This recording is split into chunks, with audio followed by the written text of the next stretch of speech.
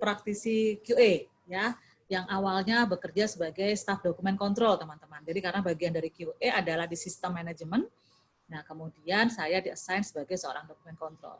Kemudian seiring dengan perkembangan, saya ternyata masuk ke dunia HSE. Jadi artinya teman-teman pijakan QA/QC karena tadi ya kita kuat dengan sistem manajemen. Jadi awalnya saya sudah 4 tahun dia bekerja sebagai quality management koordinator atau supervisor di sana. Kemudian dipercaya sebagai manajemen representatif untuk ISO 14000 ya, dan saya sendiri juga sebagai tim PDCA. Jadi itu masih bergeraknya dalam bidang sistem manajemen teman-teman atau ISO ya, ataupun quality control, quality assurance seperti itu. Ya, jadi saya selalu percaya bahwa yang kita pelajari teman-teman, apapun background pendidikan kita, itu bisa menjadi semacam milestone atau batu lompatan ya. Jadi artinya teman-teman jangan pernah menolak mau ditempatkan di mana aja ya, karena intinya semua ilmu itu bisa dipelajari ya, dan teman-teman tetap harus berusaha untuk menjadi yang terbaik di bidang tersebut apabila kita dipercaya ya. Oke. Kita akan sharing teman-teman mengenai hal-hal berikut ini ya. Nanti kalau memang sempat di poin ke-6 saya akan coba sedikit membahas mengenai kekuatan QA/QC, di mana kalau teman-teman pernah dengar ada iklan ya yang bilang bahwa untuk anak kok coba-coba gitu ya. Jadi dalam ilmu quality teman-teman ternyata berkembang beberapa strategi untuk membuat problem solving ya, yang sampai sekarang luar biasa sekali kita kenal dengan analisa tulang ikan ya, atau fishbone, dikembangkan oleh Bapak Ishikawa, sampai sekarang masih kita bisa gunakan ya. Kemudian teman-teman juga mungkin pernah mengenal istilah Pareto. Pareto itu cukup lama teman-teman dikembangkan oleh orang Italia ya teman-teman. Beliau membantu kita dalam menganalisa suatu problem dengan teori 80-20 ya. Kemudian ada juga gabungan dari hal-hal tersebut, nah berkembanglah namanya QCC atau Quality Control Circle ya, di mana QCC sampai hari ini teman-teman masih diakui oleh Kementerian Perindustrian sebagai solusi melakukan improvement, di mana selalu ada lomba tiap tahunnya ya terkait dengan dan itu biasanya bekerja sama dengan teman-teman BSN. Mereka suka mengadakan pada saat hari kualitas ya nasional kalau tidak salah. Nah, di situ ada yang namanya gugus kendali mutu. Nah, ya teman-teman, jadi berawal dari suatu keresahan gitu ya. Misalnya kita melihat adanya waste, adanya sesuatu yang tidak produktif, adanya waktu menunggu yang lama ya. Ini disimplify oleh teman-teman yang memang punya ide ya yang ada di area tersebut. Mereka membentuk yang namanya GKM atau gugus kendali mutu.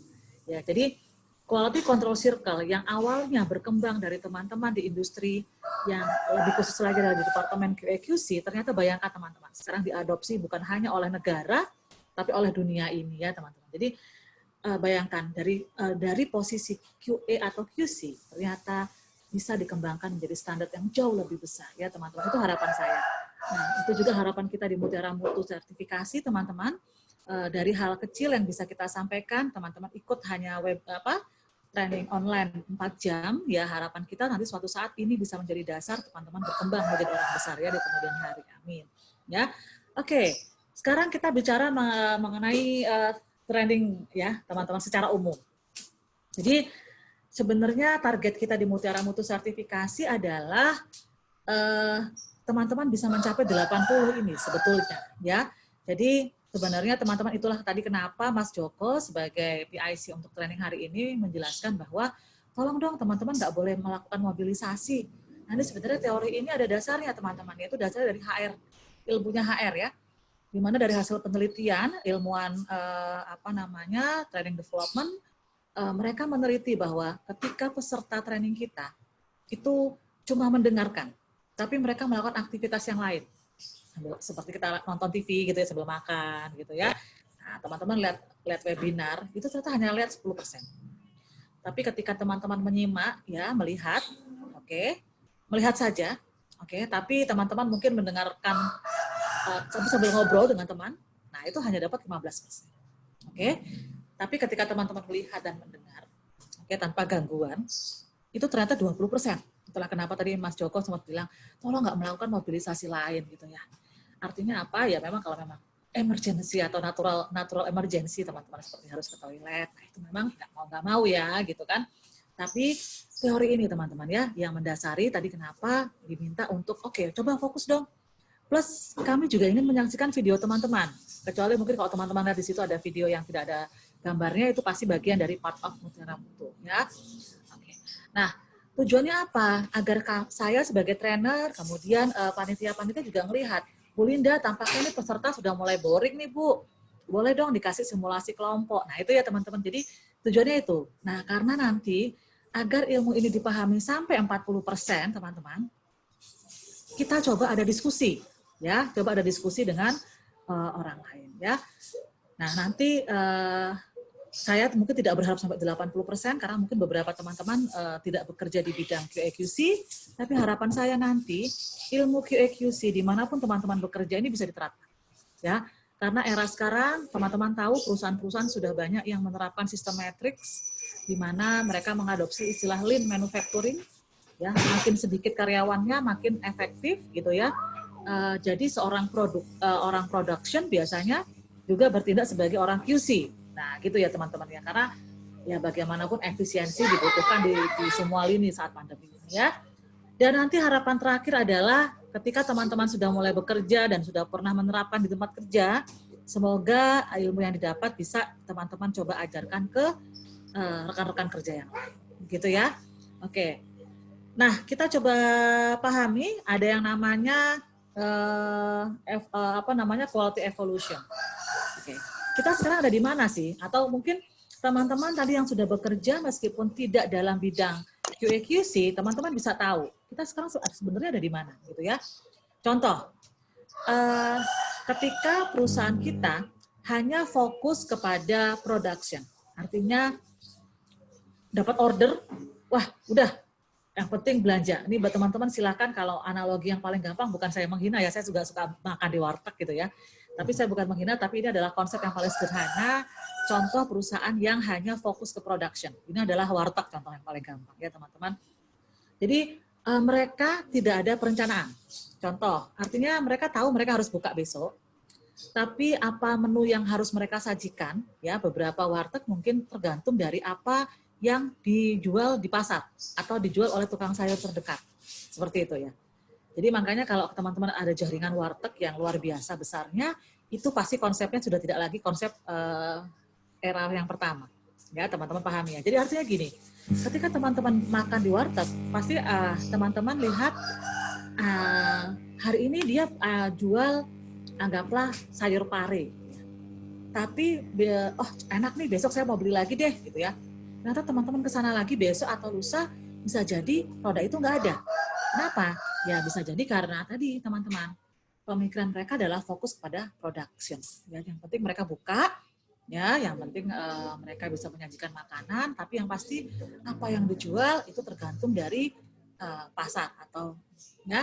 Tapi berbeda ketika teman-teman datang ke suatu restoran yang memang khusus menjual ayam goreng. Contohnya apa?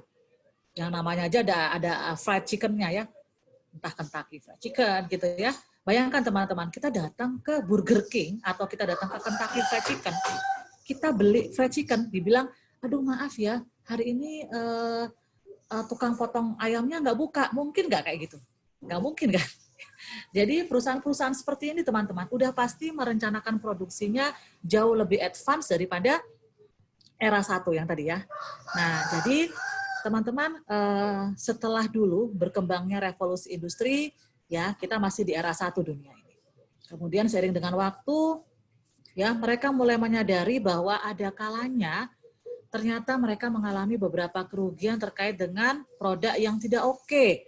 Apalagi kalau nanti teman-teman ada yang bekerja di perusahaan food and beverage atau farmasi atau kosmetik teman-teman, di mana secara aturan internasional maupun nasional, karena kita mengadopsi aturan Codex Alimentarius ya, yaitu organisasi di bawahnya WHO, ternyata ada yang namanya recall. Recall itu adalah proses penarikan produk. Ya, ketika misalnya produk kita dinyatakan ada yang mengandung bahan yang berbahaya, padahal bayangkan teman-teman, produk makanan itu rata-rata murah, benar nggak? Ya, misalnya sebagai contoh, minuman yang agak terkenal aja seperti susu ultra itu berapa harganya? Paling di bawah 5.000 ya, 5.000 lah. Oke. Waktu tahun 2013 atau 2016 itu pernah ada kasus teman-teman, benda mirip kaki katak ya di dalam susu ultra. Waktu itu saya ingat sekali. Ya. Jadi ini tidak sampai tidak diketahui ini sebenarnya masalahnya ada di mana gitu ya.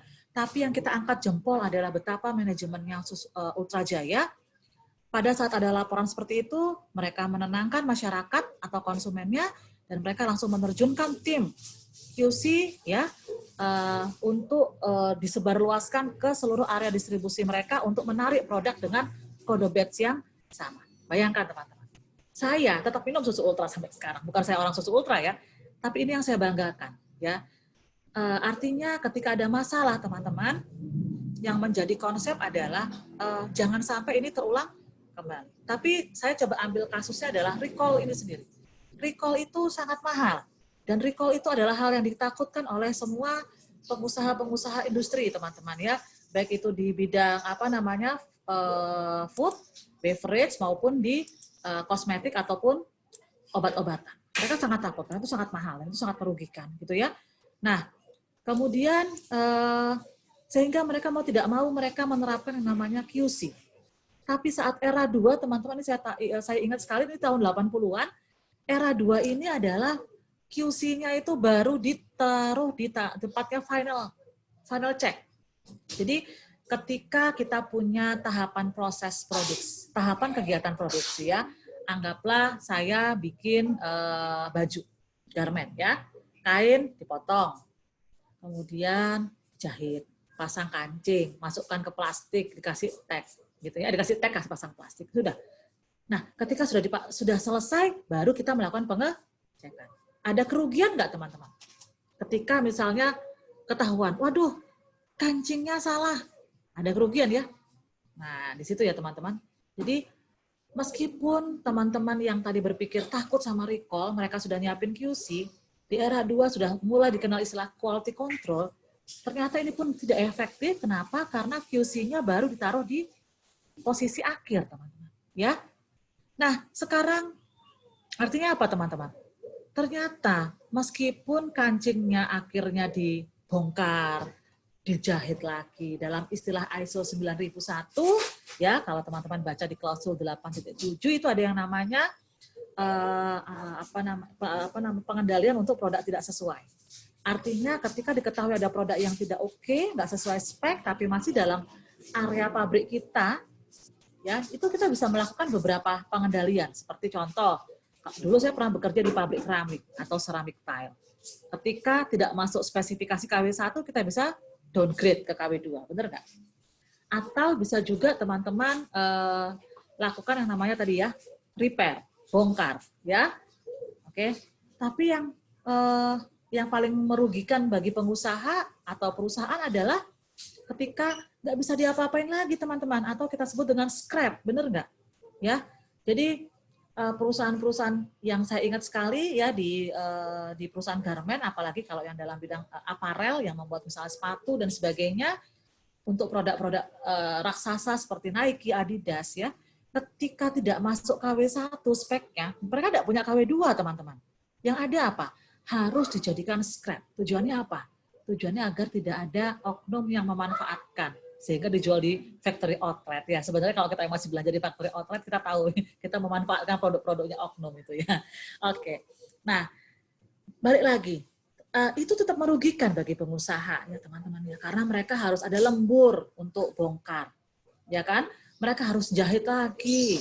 Mereka harus, misalnya kalau saya dulu saya juga pernah bekerja di perusahaan fabrikasi, mereka harus ngelas lagi gitu ya teman-teman. Itu tetap ada kerugian. Sehingga berkembanglah QA, di mana QA ditandem oleh QC ya, tapi QA itu lebih bersifat kepada bagaimana memastikan agar masalah tidak terulang kembali. Oke. Jadi intinya mereka membuat yang namanya analisa, teman-teman ya. Oke, nggak masalah, pernah ada problem misalnya masih ada jarum di dalam baju. Mereka pakai metal detector nih QC-nya ya. Kemudian ditemukan ada kasus masih ada jarum. Ya oke, tetap kita sebagai orang Indonesia sukanya kan ngomong gini ya, syukur belum kekirim ke pelanggan. Kita sukanya gitu. Orang-orang QC kalau bisa jangan pikir kayak gitu ya. Jadi tetap itu tetap menjadi kerugian teman-teman ya. Sehingga yang harus kita pastikan apa? Cari akar masalah. Tujuannya apa? Agar tidak terulang kembali. Oke, sempat ada kejadian. Jadi di sini berkembanglah istilah, waktu itu saya ingat sekali, tindakan perbaikan, ada seorang insinyur Honda, ya, saya lupa namanya, Bapak siapa, teman-teman bisa cari di Google. Mereka mengembangkan istilah yang namanya Pokayoke. Ya, Pokayoke berkembang di beberapa industri manufacturing dan maintenance. Mereka suka sebut istilahnya go no go. Ya, jadi mereka bikin sistem anti salah, gitu ya, anti salah. Karena intinya teman-teman, ketika ada kesalahan, meskipun kesalahannya itu di tengah-tengah, ya. Nah, jadi saya coba agak ke belakang sedikit. Di era 3 ini selain ada orang QA, juga QC-nya mulai di breakdown. Di QC bukan hanya QC final, tapi juga ada QC per proses. Jadi artinya saat kita motong kain, cek dulu.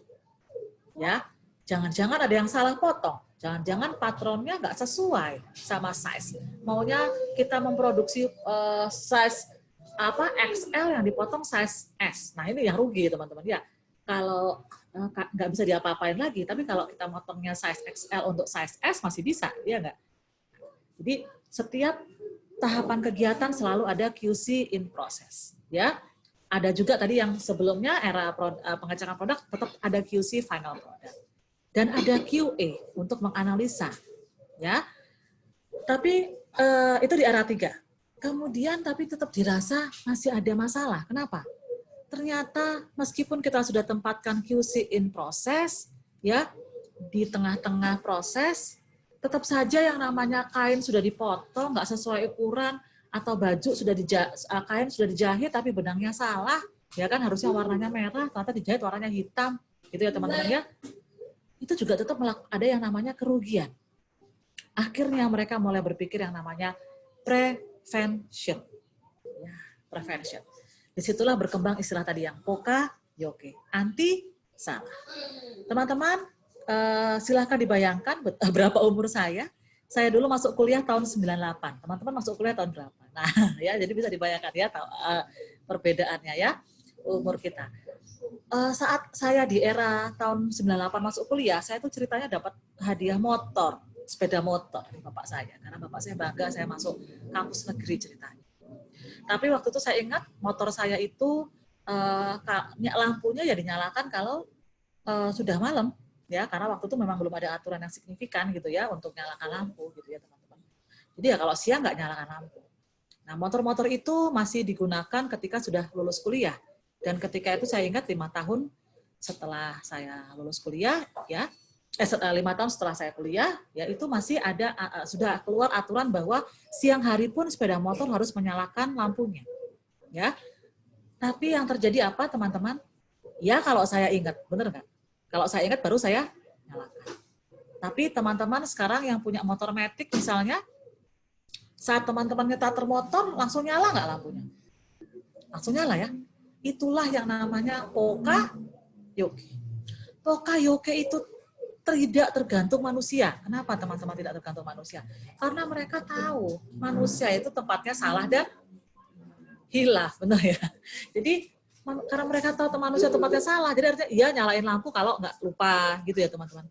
Akhirnya disitulah dikembangkan istilah Pokayoke. Ya, sebagai contoh apa yang dilakukan oleh Bapak insinyurnya Honda ini adalah dia tahu ternyata gini. Saya ambil contoh ya. Di sini ada Mas Haidar ya. Mas Haidar, siapa panggilannya? Tommy, Bu. Mas Tommy, oke. Iya. Oke. Aduh, Mas Tommy, kalau saya punya produk, ya anggaplah handphone, saya pengen ngukur panjang sama lebarnya, ya. Mas Tommy adalah orang QC saya, paling gampang pakai apa, Mas Tommy? Pakai alat ukur, Bu. Alat ukur apa, Mas Tommy?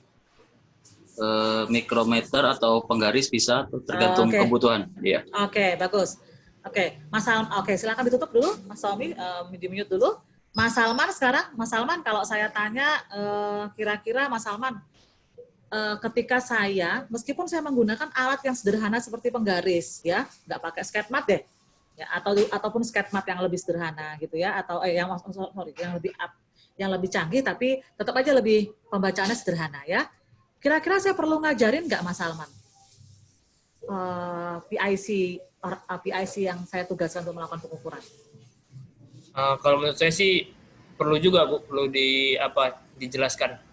Oke, artinya teman-teman, padahal saya sudah mengeluarkan uang untuk membeli alat ukur tersebut, benar ya Mas Tommy? Kemudian saya juga mengeluarkan waktu dan juga mungkin bisa jadi ada biaya untuk melakukan training kepada orang-orang yang melakukan pengukuran, oke ya? Nah, ternyata Mas Agus, bisa nggak? Ternyata saat melakukan pengukuran, ya, ada karyawan kita yang, mohon maaf, lagi galau. Sehingga ukurnya salah, Mas. Bisa nggak? Iya, bisa. Bisa kan? Iya. Misalnya contoh Mas Agus pas ditelepon sama ada karyawan kita ditelepon sama pacarnya, ya bilang, Mas, saya telat gitu ya. Kira-kira kalau itu pacarnya Mas Salman atau Mas Tommy, kira-kira gimana? Atau pacarnya Mas Agus? Pasti ngukurnya salah ya? Iya, Ya, fokusnya. Betul. Paham ya teman-teman? Jadi ada kadang-kadang nggak fokus, kadang-kadang ada juga kesalahan pada alat, belum dikalibrasi misalnya ya teman-teman. Ya, akhirnya menyebabkan ada kesalahan pengukuran. Oleh karena itu, berkembangnya pertama kali adalah dibikinlah yang namanya prototipe alat. Ya, prototipe alat. Jadi sebagai contoh mur dan baut. Ya, anggaplah saya adalah pabrik yang membuat mur. Ya, mur itu yang bulat atau yang panjang ya? Yang mana? Yang bulat ya mur ya. Nah misalnya ya, saya produsen yang bikin baut misalnya. Ketika saya ingin melihat apakah spesifikasinya betul, saya tinggal bikin prototipenya. Ya, jadi kalau pas dimasukkan cocok itu berarti yang namanya go. Ya, kalau nggak cocok berarti no go. Artinya teman-teman, ilmu ini itu yang pertama kali dikembangkan ya, Pokayoke. Jadi apa? Ini membuat yang namanya orang tidak perlu lagi diajari terkait dengan metode pengukuran, nggak perlu pakai alat ukur yang spesifik teman-teman. Ya, itu yang namanya tindakan pencegahan. Ya, Pokayoke yang dulu awalnya itu ada di QC, bayangkan teman-teman. Sekarang mulai dikembangkan di tempat-tempat seperti di K3, karena saya juga sebagai praktisi K3 juga. Ya, seperti contoh ilmu prevention atau tadi Pokayoke anti salah, ya. Kita sekarang sudah mulai terapkan misalnya contoh, bagaimana ya caranya agar karyawan itu pakai APD. Ternyata ada beberapa mesin yang dibuatkan sensor, teman-teman. Ya, gimana dia membaca reflektornya sarung tangan. Jadi ketika ada karyawan yang mengoperasikan tanpa sarung tangan tersebut, mesinnya nggak mau nyala. Coba. Jadi teman-teman berbahagialah yang nanti bekerja di bagian QC ya, karena ilmu ini nanti diadopsi juga dalam ilmu-ilmu yang lain ya. Jadi ini teman-teman fokus dan dampaknya ya, ketika teman-teman masih fokus ke produksi, dampaknya adalah mutu ternyata tergantung orang. Kalau teman-teman lihat ada iklan rumah makan yang mengatakan koki lama kembali lagi gitu ya. Sebenarnya dia mau pakai iklan itu salah itu. Artinya apa? Berarti dia baru fokus kepada produksi. Mutunya tergantung dari orang. Mereka percaya bahwa orang yang bagus kompetensinya, outputnya akan baik. Tapi dia lupa bahwa ada sistem-sistem atau faktor-faktor lain yang mempengaruhi. Ya. Kalau perusahaan kita hanya fokus ke pengecekan produk, teman-teman, ternyata apa? Ternyata akhirnya berkembang istilah orang QC itu orang yang paling merana di perusahaan. Kok bisa, Bu? Ini curcol saya ya saat awal bekerja di QC. Iya, karena kenapa? QC itu suka disebut 4L, benar nggak? Kalau saya tanya ini ya sama Mas Abrianto, boleh dibuka Mas Abrianto mute-nya? Ya. Ya, Mas Abrianto ya. Oke, saya tanya Mas Abrianto. Misalnya ketika orang QC melakukan pengecekan untuk tadi ya, produk garment tadi. Ya. Oke. Seringkali dulu yang ditanyakan adalah ada kesalahan yang dimarahin siapa, Mas? QC ngelapor nih. Ternyata ada produk yang defect. Yang dimarahin siapa? QC-nya ya. Terus yang disuruh mikir, ya udah kalau gitu solusinya apa, sama manajemen yang disuruh mikir. Ayo solusinya apa? Pikir. Siapa Mas? Orang QC. Orang QC juga, bener nggak?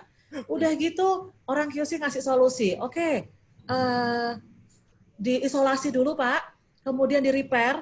Setelah di repair, laporan lagi sama QC gitu ya. Nah orang produksinya memperbaiki, dilaporin lagi sama QC.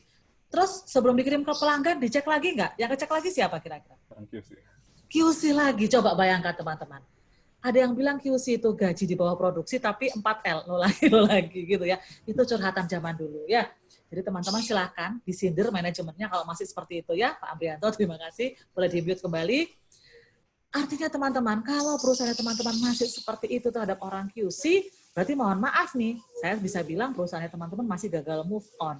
Ya, karena teman-teman masih berprinsip bahwa urusannya kualitas itu adalah hanya pada QC, ya. Nah, era sekarang teman-teman adalah eranya preventif, gitu ya. Kalau kemudian era yang berkembang lagi adalah eranya tindakan perbaikan, ada QA, ya kan? Tapi tetap aja teman-teman, ternyata di sini adalah teman-teman QA akhirnya yang sibuk, ya. Kenapa? Teman-teman seolah-olah jadi kayak orang pemadam kebakaran. Orang QA pokoknya sibuknya adalah mengatasi masalah. Oke? Karena masalah sudah terjadi, yang dipikirkan adalah bagaimana untuk mengatasi masalah. Karena bisa jadi bulan ini defect tertingginya karena baret. Ya, bulan depan defect tertingginya mungkin karena nggak rata flatness-nya, ya kan? Nah, jadi apa yang orang-orang QA selalu berpikir masalah solusi gitu ya. Memang mereka akhirnya jadi orang-orang yang hebat dalam dalam ilmu QC-nya, tapi dalam ilmu problem solving, tapi ya mereka secara ilmu menanganinya agak nggak bisa ya. Oke. Nah, jadi teman-teman, inilah yang berkembang saat ini, yaitu evolusi mutu. Ya, quality harusnya sekarang posisinya sudah di sini. Di mana quality itu tidak lagi, artinya gini, quality tidak lagi dimiliki hanya oleh departemen QA/QC. Tapi tetap QA/QC biasanya sebagai orang-orang yang mendrive atau yang mendorong. Ya, jadi sebagai contoh teman-teman. Karena kalau teman-teman sering belajar ISO apapun ya, seperti contoh ISO 9001, ISO 22000 misalnya untuk food safety, di mana di sana dikatakan bahwa ada istilah leadership and commitment, di mana di situ ditekankan bahwa kalau kita menerapkan ISO 9001, ternyata fokusnya bukan hanya kepada top management dan departemen QC, tapi ternyata kepada seluruh departemen. Ya, begitu juga teman-teman yang belajar food safety. Di sana disarankan sekali kita membuat yang namanya food safety team, di mana isinya bukan hanya orang production QC saja, tapi dari semua background pendidikan, ya, atau semua background proses kita yang berdampak kepada keamanan pangan. Artinya apa teman-teman? Evolusi mutu saat ini diminta untuk sistem pencegahan. Sistem pencegahan itu, contoh, kalau saya berbicara masalah produk yang tidak aman, ya, menurut Mbak Wici Putri, boleh Mbak dibuka mute-nya? Oke, Mbak Wici, kalau saya boleh tanya Mbak Wici, kira-kira kalau ada produk makanan yang ternyata ada kontaminasi, itu kira-kira bisa dari mana aja Mbak? Dari bakteri, jamur, ya, tapi kira-kira dari mana saja sumbernya Mbak? Bisa jadi pas tangan-tangan yang mengerjakan kan. Oke, jadi saya tanya teman-teman, bisa nggak dari kemasan produknya, kemasan yang nempel pada produk? Ini saya kebetulan lagi minum New Green Tea, ya. Oke, saya lagi minum New Green Tea. Ini nggak promosi ya, memang saya lagi habis beli. Maklum lagi promo di Alfamart, ya. Mak-mak suka yang promo, ya.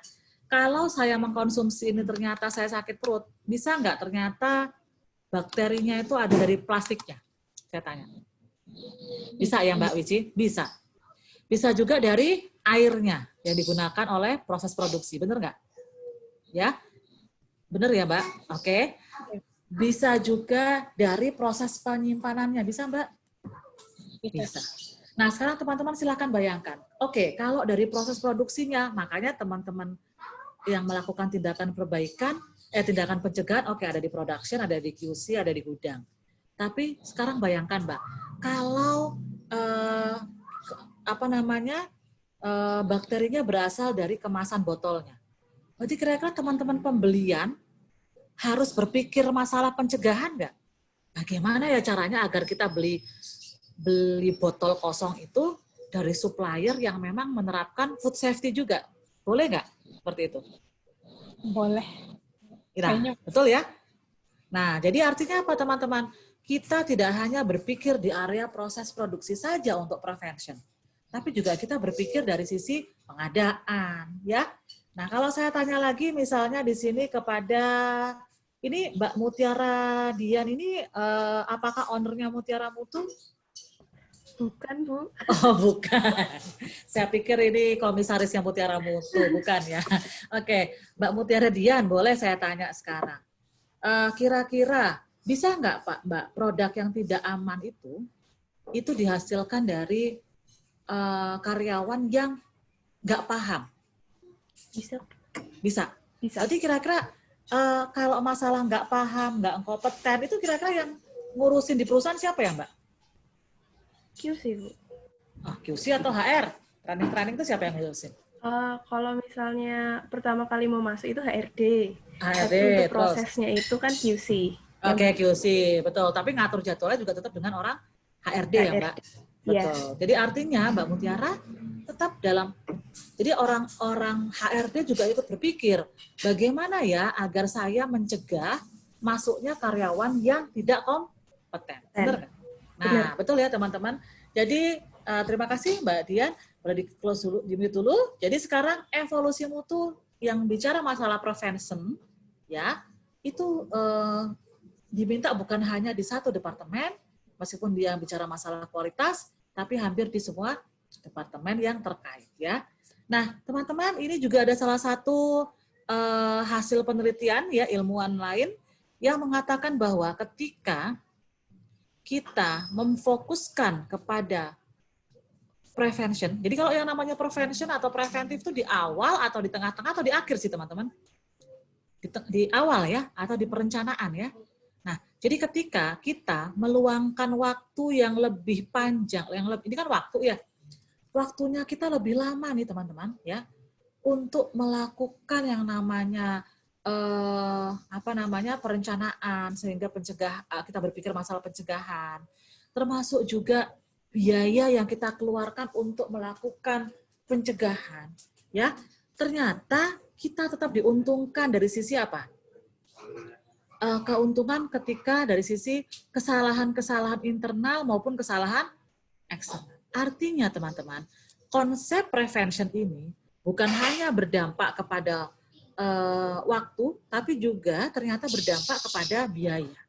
Nah, jadi ini kalau teman-teman pengen merayu bos, silakan dirayu dari sisi uang. Kalau bos biasanya agak takut masalah uang ya. Jadi teman-teman sampaikan, lebih baik kita menghabiskan waktu agak lama di perencanaan daripada waktu kita habis untuk masalah perbaikan, gitu ya.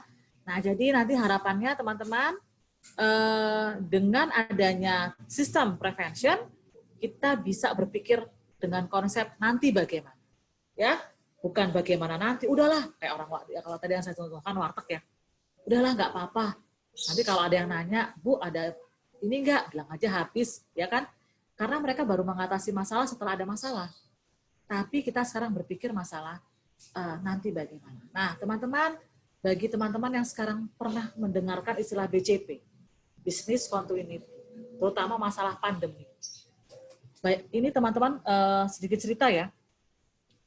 Dulu ketika Honda ya, grupnya Honda yang di Jepang itu menerapkan BCP kepada supplier mereka yang single. Artinya gini, misalnya Honda pakai katalis dalam proses produksinya, ya, bahan kimia ya teman-teman, katalis. Ternyata yang bisa memproduksi katalis ini cuma satu supplier. maka Honda meminta perusahaan katalis ini, kalau kamu mau jadi supplierku, kamu harus menerapkan BCP atau Business Continuity Management System. Dulu saya ingat sekali teman-teman, perusahaan katalis ini merasa terbebani. Aduh, ngapain sih? Kenapa kok nerapin ISO ini? Kenapa bukan nerapin ISO untuk otomotif misalnya? Mereka sampai pikir gitu. Ya kan? Mereka sampai nggak ngerti waktu itu. Ternyata teman-teman, mereka sekarang termasuk orang yang berbahagia ketika masa pandemi ini. BCMS adalah ketika corona atau COVID-19 ini menyerang dunia, teman-teman. Perusahaan-perusahaan yang masih bertahan, kalau teman-teman lihat, itu ternyata adalah perusahaan-perusahaan yang dari awal menerapkan business continuity. Ya. Jadi mereka bisa menduga seperti apa sih masalah ke depan. Sehingga mereka bisa bertahan, teman-teman. Nah, itu ya. Karena kenapa? Ilmu BCMS itu berkembang dari ilmu mutu atau ilmu quality. Bayangkan, teman-teman. Jadi teman-teman mau jadi seseorang yang expert dalam ilmu prevention, teman-teman harus belajar quality dulu. Ya. Karena kita berpikir bagaimana kita mengantisipasi potensi masalah, ya kan? Dan kita melakukan tindakan sebelum masalah itu muncul. Atau dengan istilah lain apa teman-teman? Mungkin teman-teman pernah dengar istilah apa? Risk management. Ya, oke. Sampai sini saya akan menanyakan kepada teman-teman, adakah teman-teman yang ingin bertanya sebelum saya lanjutkan kembali? Ya, kalau tidak ada, saya akan coba minta kepada teman-teman untuk melakukan analisa terkait dengan apa itu correction. Correction tadi apa? Correction, corrective action, dan preventive action. Mungkin kalau tidak ada yang tanya, saya sekarang yang mau tanya. Kira-kira kalau saya tanya kepada Mbak Rindi. Mbak Rindi, boleh dibuka mute-nya? Oke, Mbak Rindi. Mbak Rindi Fitriani, selamat pagi. Boleh dibuka mute-nya? Oke, mungkin ada masalah ya. Kalau Mbak Rindi, kalau saya boleh tanya, Mbak Rindi, apa sih perbedaan antara apa namanya tadi saya bilang correction dan corrective action? Tahu nggak, Mbak? Correction dan corrective action apa, Mbak?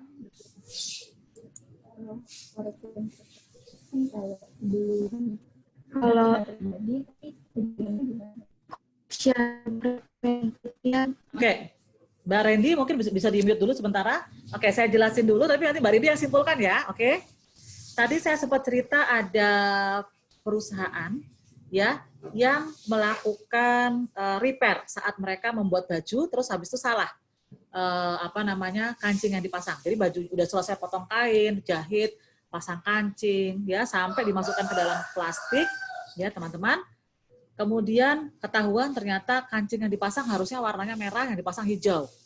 Nah, mereka melakukan yang namanya repair, ya dibongkar lagi, dipasang lagi yang betul. Itu namanya adalah correction. Oke, Mbak Rindi silakan dijelaskan dengan pengertian. Berarti kalau gitu pengertian correction apa? Tadi analoginya, Mbak. Oke, ya Mbak paham ya? Oke, sekarang saya minta kepada Mbak Salis Wahyu. Ya. Mbak Wahyu, kalau corrective action tadi yang kalau kita baca ada di era ketiga ya Mbak ya, intinya tadi adalah teman-teman QA diminta terlibat dalam menyelesaikan masalah defect. Apa yang mereka lakukan? Yaitu mereka coba menganalisa apa akar masalah. Ya, seperti contoh tadi saya anggaplah pabrik garmen, kemudian dari hasil metal detector, ternyata satu batch baju, yaitu misalnya anggaplah 100 pieces, nah, ternyata diketahui ada 2 baju yang ada patahan jarum. Oke. Nah, kalau orang-orang QC berarti di final check mereka melakukan pengecekan lagi, ya kan? Nah, tapi kalau orang QA melakukan analisa, kenapa kok bisa ada patahan jarum di dalam baju? Dianalisa. Ya. Yang penyebabnya apa? Oh, penyebabnya karena misalnya tidak ada standar lifetime untuk umur jarum. Ya. Mereka tidak melakukan preventif untuk penggantian jarum sebulan sekali. Nah, mereka akhirnya melakukan tindakan perbaikan, yaitu penggantian jarum masih bagus atau sudah aus, pokoknya diganti setiap 1 bulan, setiap 1 minggu sekali. Nah, sehingga masalah tidak terulang kembali. Itu adalah corrective action. Oke, sip. Mbak Salis sudah saya ceritakan analoginya. Silakan dipikir-pikir sambil menunggu tadi Mbak siapa sebelumnya yang saya tadi minta tanya, Mbak Rindi ya. Oke ya, Mbak Salis saya akan kembali setelah pesan-pesan berikut ya Mbak Salis, tapi jangan di mute aja. Oke, Mbak Rindi, boleh Mbak Rindi silakan dijawab kira-kira apa Mbak definisi dari correction? Jadi kalau correction itu tindakan perbaikan ketika terjadinya kesalahan, Bu. Tindakan perbaikan. Sudah terjadi. Ya, sudah terjadi masalah, oke. Sudah terjadi masalah, tapi dilakukan proses perbaikan. Oke, secara langsung ya? Iya, langsung. secara langsung. Oke. Sekarang saya tanya Mbak Rindi, kira-kira setelah dilakukan repair kancing tadi, bisa nggak masalah terulang kembali Mbak Rindi? Bisa jadi, Bu. Bisa. Nah, itu ya teman-teman. Jadi correction kata kuncinya adalah tindakan itu dilakukan seketika setelah ada masalah, bener kan? Setelah tahu bajunya salah, langsung di-hold, diisolir, dilakukan repair. Ya, tapi yang sudah dilakukan itu tetap bisa menyebabkan masalah terulang kembali. Oke, terima kasih Mbak Rindi atas jawabannya. Kita sekarang beralih ke Mbak Salisat ya. Monggo Mbak, kalau gitu perbedaan correction dan corrective action apa? Kalau correction itu jika ada masalah baru dilakukan perbaikan. Kalau correction action itu Ya, Mbak saya minta yang corrective action aja. Kalau yang correction tadi sudah dijawab Mbak Rindi. Kalau corrective action tadi apa Mbak? Yang analoginya yang QA tadi loh. Apa Mbak? Tindakan yang dilakukan untuk mencegah kesalahan tersebut. Untuk memperbaiki kesalahan. Tindakan yang dilakukan untuk memperbaiki kerusakan. Oke, memperbaiki masalah, tapi yang tadi ingat Mbak, yang pecahan jarum, ya. Kemudian mereka melakukan, oke, kalau gitu kita tetapkan tindakan perbaikannya atau corrective action-nya adalah jarum di semua mesin jahit harus kita ganti seminggu sekali, bagaimanapun kondisinya, ya kan? Ya. Nah, itu yang disebut corrective action. Artinya apa? Akhirnya tetap sama-sama semua sebelum, artinya apa? Tindakan perbaikan kata kuncinya adalah tindakan pencegahan. Masalah bisa terulang kembali nggak Mbak Salis? Bisa. Oh, kalau tindakan perbaikan coba mungkin bisa dibantu dengan Mbak Putri Kusuma Dewi, boleh dibantu? Kalau gitu definisi yang corrective action apa? Coba kata kuncinya apa? Oh, kalau corrective action tindakan perbaikan sehingga tidak dapat terulang kembali, Bu. Oke, karena sudah ada apa? Sudah ada corrective action. Bukan, karena sudah ada analisa akar masalah. Ya, oke, Mbak Salih coba dicatat. Jadi, tindakan perbaikan adalah tindakan yang dilakukan setelah ada masalah, tapi melalui analisa dulu, analisa akar penyebabnya. Untuk memastikan masalah tidak terulang kembali. Oke ya. Paham ya? Kata kuncinya pokoknya itu. Kalau corrective action, itu ada akar masalah, masalah tidak terulang kembali. Tapi kalau tadi Mbak Rindi, kalau cuma correction, itu apa? Cuma tindakan seketika atau immediate action, tapi sekedar mengatasi saja atau mengurangi dampak saja, tidak bisa mencegah masalah terulang kembali. Paham ya teman-teman ya?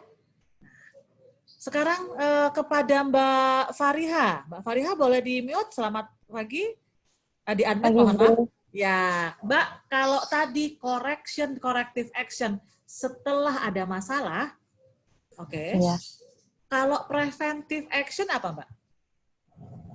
Kalau preventive action itu adalah tindakan yang dilakukan sebelum masalah itu terjadi. Oke, sebelum tindakan pencegahan. Oke, jadi teman-teman tadi sudah disampaikan ada 3 istilah ya teman-teman. Ada preventif, ya, ada correction, ada corrective action, ya. Oke, jadi teman-teman secara analogi mungkin seperti ini ya. Ada ini ya teman-teman. Jadi kata kuncinya ada di kata-kata ini teman-teman. Kalau preventif itu prevent occurrence, bahasa Inggrisnya. Jadi mencegah munculnya masalah. Tapi kalau corrective action itu prevent recurrent. Oke, mencegah masalah terulang kembali karena ada analisa akar masalah. Tapi kalau yang disebut dengan correction itu saat ini, yaitu itu masalah problem solving. Oke, mesin rusak di kanibal ya teman-teman. Nah itu problem solving, bener nggak? Ada hasil pengelasan yang ternyata masih bocor hasil pengecekannya, oke dilas ulang dan sebagainya, itu namanya problem solving ya. Oke, saya akan minta teman-teman coba analisa ya. Di sini ada soal, teman-teman silakan dianalisa yang mana yang termasuk ini ada berapa soal sih? 1, 2, 3, 4, 5, 6, 7 ya. Silakan teman-teman, ini saya kasih 3 ya. Jadi ada preventive action, ada correction, ada corrective action.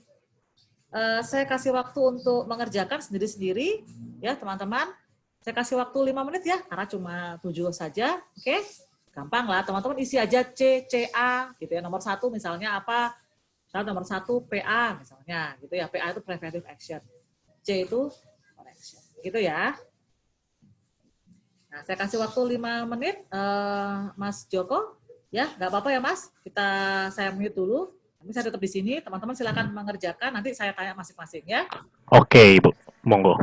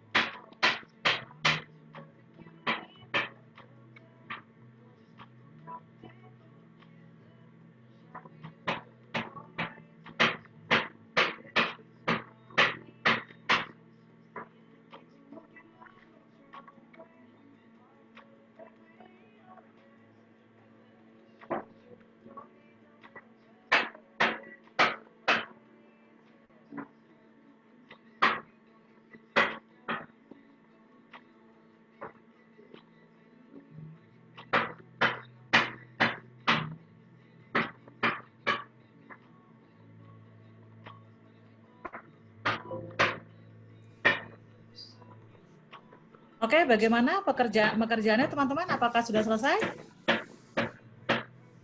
Oke. Kalau sudah selesai, kita coba bahas ya.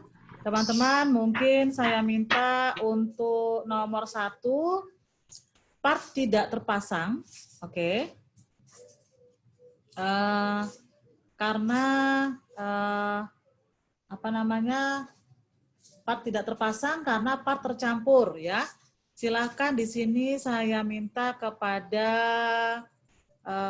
Mas, di sini tulisannya siapa? Mas Anwar Musadat. Oke. Silakan Mas Anwar dan Mas Ongki kira-kira, tapi nggak apa-apa dimulai dari Mas Anwar dulu ya. Mas Anwar kira-kira kalau nomor 1 jawabannya Mas Anwar apa? Mas Ongki, kalau bisa nanti percaya pada kata hati ya, bukan kata teman ya Mas ya, pede aja dengan jawabannya, kira-kira apa jawabannya. Monggo, Mas. Ya, Bu. Ya, monggo. Part tidak terpasang karena part campur, proses ulang part yang tidak terpasang itu korektif. Apa Mas? Gini aja, C atau CA? Kalau C hanya correction, kalau CA corrective action. Nah, Mas pakai itu aja. Jawabnya gini aja teman-teman. C atau CA atau PA kita aja. Yang mana? Oh ya. Kalau yang pertama itu corrective action.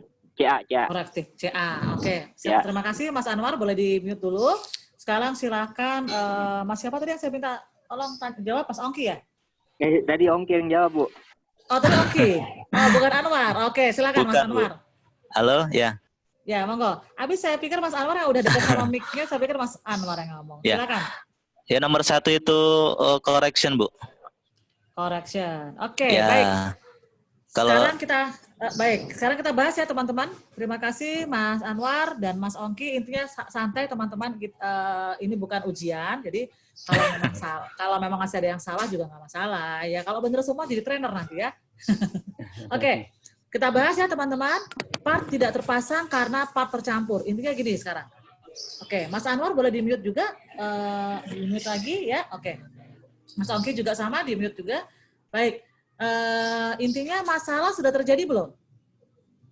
Sudah ya? Sudah jadi masalah ya, karena partnya tidak terpasang, ini sudah masalah. Kemudian mereka baru melakukan part ulang atau pemasangan part ulang. Artinya mereka baru melakukan yang namanya correction. Kenapa? Karena mereka belum memastikan. Karena kalau kita baru melakukan proses ulang, bisa jadi masalah terulang kembali. Karena kan yang jadi akar masalah adalah partnya tercampur ya. Kalau kita melakukan akar masalah berarti harusnya kita pisah dulu ya kondisi partnya. Karena bisa jadi ada part yang mirip ya. Oke. Sekarang saya minta kepada Mas Rido ya dan Mas Muhni ya untuk menjawab soal yang kedua, yaitu dimensi part tidak sesuai karena ada gap pada jig. Nah, teman-teman tadi saya sempat jelaskan masalah Pokayoke. Tadi Pokayoke tadi yang tadi saya jelaskan ada mur, ada baut. Prototipenya mur ini saya sebut dengan jig. Ya, jig itu semacam prototipe yang untuk membantu apakah sudah sesuai atau belum speknya kita. Jadi mereka nggak perlu lagi pakai sketmat ya, nggak perlu lagi pakai penggaris gitu ya. Nah, ternyata yang ada masalah tuh pada prototipenya. Entah prototipenya itu ada kerusakan ya, atau malah ada mungkin ketambahan material di situ, mungkin ya teman-teman, sehingga ada gap ya. Yang dilakukan adalah melakukan repair pada jig. Oke, silakan siapa yang mau duluan? Mas Rido atau mau Mas Muhni yang jawab? Monggo. Ya, monggo Mas Rido, silakan langsung jawab, di unmute dulu. Monggo Mas Rido. Menurut itu preventif, Bu. Kenapa preventif? Karena di situ ada repair jig, maksudnya untuk tindakan selanjutnya itu ada perbaikan loh, Bu. Supaya kejadian itu tidak terjadi lagi. Oke, sip. Terima kasih, Mas. Sekarang saya minta Mas Muhni. Ayo, Mas Muhni. Mas Muhni. Ini kayaknya Mas Muhni ini lagi berdoa nih kayaknya. Ya. Mas Muhni, selamat siang. Halo. Oke. Oke, sepertinya Mas Mudi belum bisa kita hubungi, berarti kita coba cari lagi ya teman-teman. Ini saya maunya yang jawab yang cowok dulu ya. Oke, Mas Tegar, Mas Beril Tegar. Mas, halo, selamat siang, Mas Beril. Oke, Mas Beril. Siang, Bu. Oke, jawabanmu apa, Mas? Nomor 2, Mas. PA, Bu. Preventive action. Oke, ini kayaknya Mas Beril Tegar ini sama Mas siapa tadi? Sebelumnya yang jawab? Ridho. Mas Ridho ya, ini kayak sehati nih ya, sama-sama hobi yang preventif ya. Padahal sekarang coba dilihat dulu, masalahnya udah terjadi belum? Udah terjadi masalah. Teman-teman, kalau masalah sudah terjadi, itu namanya adalah cuma 2 pilihannya. Correction atau corrective action. Ya. Kalau masalah sudah terjadi, jawabannya Mas Tegar, ini antara 2. Nah, cuma yang jadi yang pertanyaannya yang mana yang benar? Correction atau corrective action? Kalau teman-teman jawabnya preventif, salah besar. Kenapa? Karena kalau preventif, masalah belum terjadi. Kan di sini sudah ada. Dimensi part tidak sesuai, artinya sudah terjadi yang namanya masalah. Oke? Tapi nggak apa-apa, nah, kan kita pelatihan ya. Tapi mereka ini baru melakukan repair pada prototipe-nya. Oke? Nah, ya teman-teman ya. Berarti sekarang ini apa? Correction atau corrective action? Corrective action, Bu. Korektif. Masalah bisa terulang kembali nggak? Iya, Bu. Tapi kan kalau misalnya saya milih corrective action, itu karena terjadi non-conformity output, Bu. Karena terjadi tidak kesesuaian. Maka harus segera dilakukan tindakan-tindakan perbaikan, Bu. Betul. Supaya permasalahan tersebut tidak terulang kembali. Betul. Nah, yang menjadi masalah adalah non-conformity-nya adalah dimensi part. Oke? Betul kata Mas. Non-conformity-nya dimensi part. Penyebabnya itu adalah ada gap pada jig, ya, atau jig itu tadi prototype ya. Yang dilakukan perbaikan adalah jig-nya di-repair. Teman-teman sekarang bayangkan, anggaplah ini perusahaan spare part yang membuat banyak ukuran spare part. Kira-kira dia punya prototipe lebih dari 1 atau cuma 1? Kira-kira Mas Tegar? Lebih dari 1. Nah, lebih dari 1, bayangkan. Jadi ketika yang di-repair itu hanya jig yang 1 saja, maka masalah masih bisa terulang kembali nggak? Masih bisa ya teman-teman. Jadi jawaban nomor 2 itu bisa, juga sama seperti nomor 1. Teman-teman memperbaiki prototipe itu baru disebut dengan correction. Oke ya? Ini nomor 1 itu baru disebut dengan correction. Karena kita masih belum memastikan masalah terulang kembali atau tidak. Kalau ada yang nanya, Bu Linda, corrective action-nya apa? Corrective action-nya adalah misalnya ya teman-teman,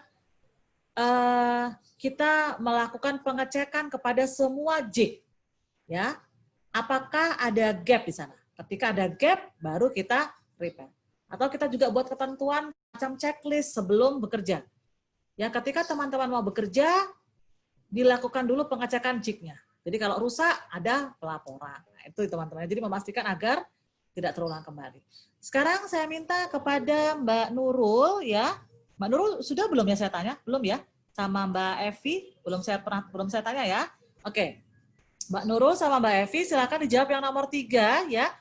Ini ceritanya tagihan kita terlambat karena surat jalan dari ekspedisi terlambat diberikan ke perusahaan.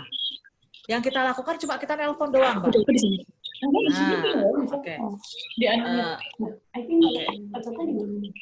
Oke, silakan Mbak, jawabannya apa?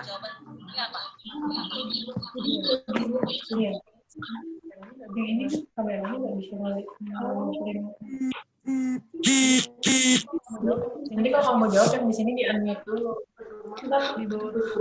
Di bawah. Ini kayaknya di tempatnya siapa nih, seru banget nih ya. Oke, ayo tadi siapa yang mau jawab tadi? Mbak Nurul ya, siapa tadi? Mbak Evi. Evi, oke monggo Mbak. Untuk nomor 3, jawabannya action C. Yang nomor 3 jawabannya C ya. Terus kalau satu lagi tadi Mbak siapa?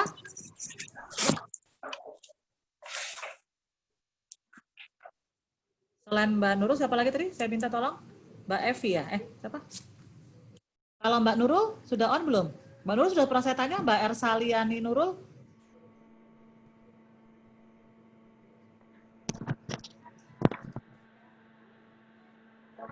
Coba aku bantu unmute. Oke, Mbak boleh. Ersaliani, monggo. Terdengar, Mbak? Oke.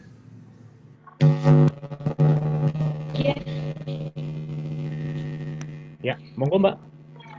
Jawaban nomor 3 apa?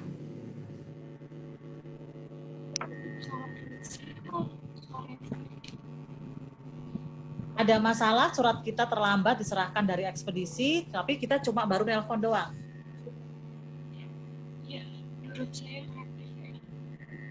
Kita berarti baru melakukan yang namanya correction. Ya, betul ya? Oke, terima kasih. Mungkin bisa di-mute lagi Mbak Nurul. Baik, teman-teman. Nah, sekarang kalau untuk nomor 4, saya minta Mas Hafiz.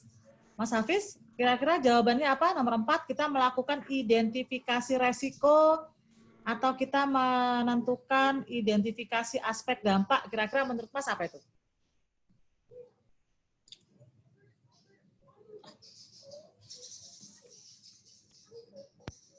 Ya, monggo Mas. Oh, kayaknya suaranya Mas Hafiz nggak keluar ya. Boleh Mas Hafiz lewat Ya, PA, chat. Bu. Itu apa Mas? PA. Preventive Bagus. action. Betul, preventive action karena masalah belum terjadi, Belum terjadi. ya Mas ya. Oke, sekarang saya minta kepada Mas Gregorius ya. Oke, Mas Gregorius, betul ya namanya? Ya, Mas? betul, Oke, ya. boleh. Sekarang di sini ada ceritanya adalah suara mesin terdengar tidak normal. Ya, kemudian kita melakukan perbaikan mesin. Ya. Ada yang bilang ini mesinnya belum rusak, Mas.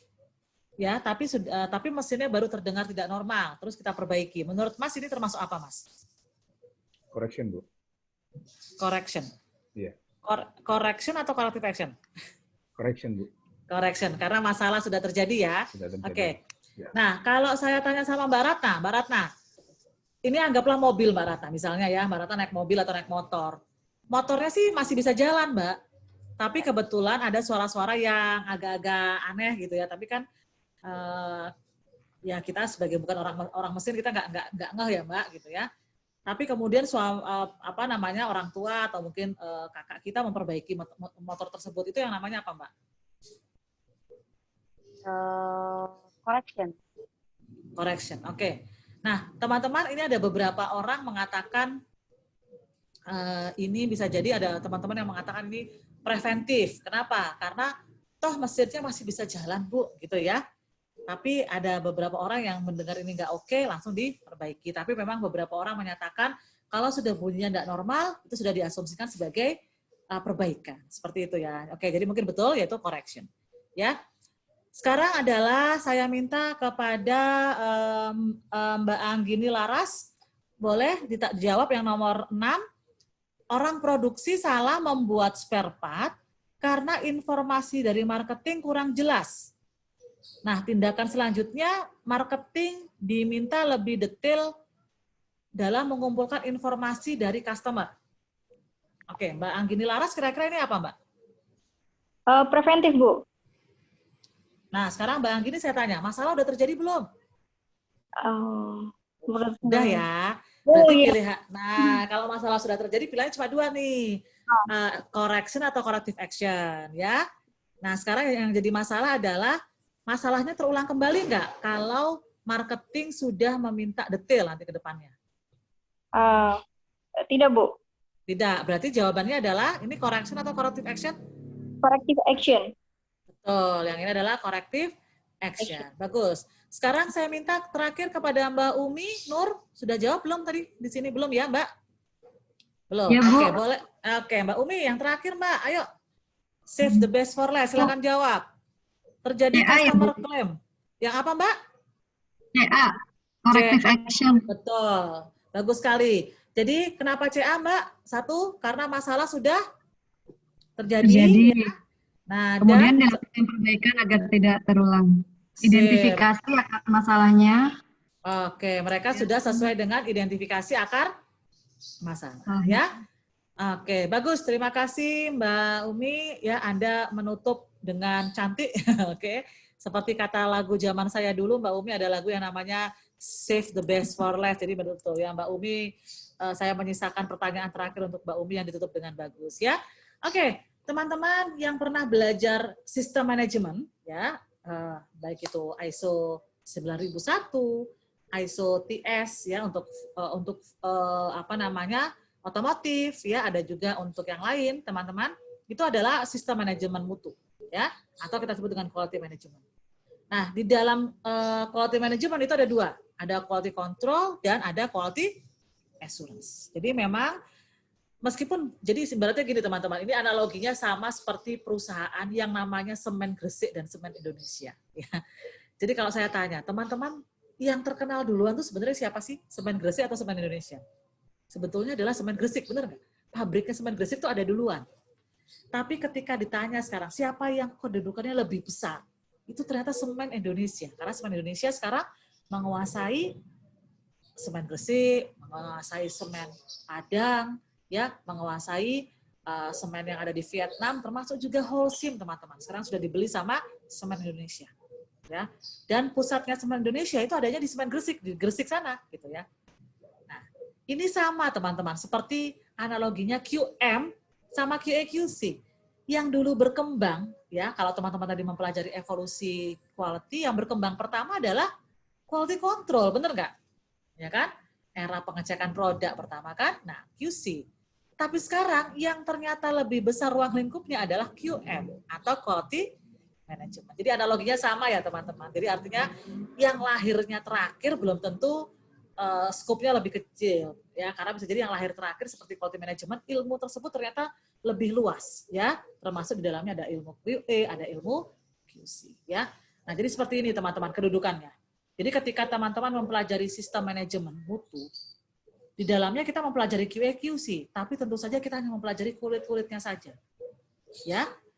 Tapi ketika teman-teman betul-betul bekerja di QC, teman-teman mungkin tidak paham secara luas apa itu QM atau ISO 9001, tapi teman-teman detail paham tentang bagaimana sampling, ya, tahu dengan pasti seperti apa speknya produk, ya, itu ya teman-teman, karena teman-teman ada di core-nya quality control, ya. Nah, kenapa sih teman-teman QA sama QC itu masuk ke dalam QM, ya? Karena teman-teman pada intinya ketika kita berbicara di perusahaan mengenai kualitas, ya, kualitas itu kan adalah derajat derajat terkait dengan excellence-nya, ya, derajat bagusnya suatu produk atau suatu jasa. Berdasarkan apa? Satu, berdasarkan persyaratan pelanggan, yang kedua berdasarkan standar nasional maupun internasional terkait produk tersebut, ya. Oke. Jadi kalau ada yang nanya sebenarnya, misalnya saya tanya, produk yang bermutu itu apa sih, Mas Mustafa? Apa Mas Mustafa? Produk yang bermutu itu apa? Boleh di-unmute dulu Mas Mustafa? Oke, apa Ya, Mas Bu, Mustafa gimana? kalau saya tanya produk yang bermutu itu apa sih, Mas? Produk yang sesuai standar, Bu. Oke, standar. Tapi tadi saya menyampaikan teman-teman, degree of excellence itu tidak hanya berdasarkan standar saja ya. Bisa juga berdasarkan persyaratannya customer. Ya? Betul. Jadi produk yang bermutu adalah produk yang sesuai dengan persyaratan pelanggan ataupun standar, ya, nasional maupun internasional. Ya. Oke, terima kasih, Mas. Jadi teman-teman, ini banyak yang salah paham. Kalau misalnya customer kita komplain, teman-teman, artinya customer kita tidak puas atau customer kita merasa produk kita tidak bermutu. Oke, sekarang saya tanya kepada Mbak Putri, coba Mbak Putri, kira-kira menurut Mbak Putri apa jawabannya? Kalau produk customer kita komplain, artinya customer kita merasa produk kita tidak bermutu atau mereka merasa mereka tidak puas. Makanya ada dua istilah ya teman-teman. Yang ingin dicapai di 9001, produk bermutu sama kepuasan pelanggan. Kira-kira kalau mereka komplain, mereka merasa yang mana? Coba Mbak Putri. Kalau menurut saya mereka merasa kurang puas, Bu. Oke, baik. Ada jawaban yang berbeda dari Mbak Putri? Tadi saya coba tengahin dulu teman-teman ya.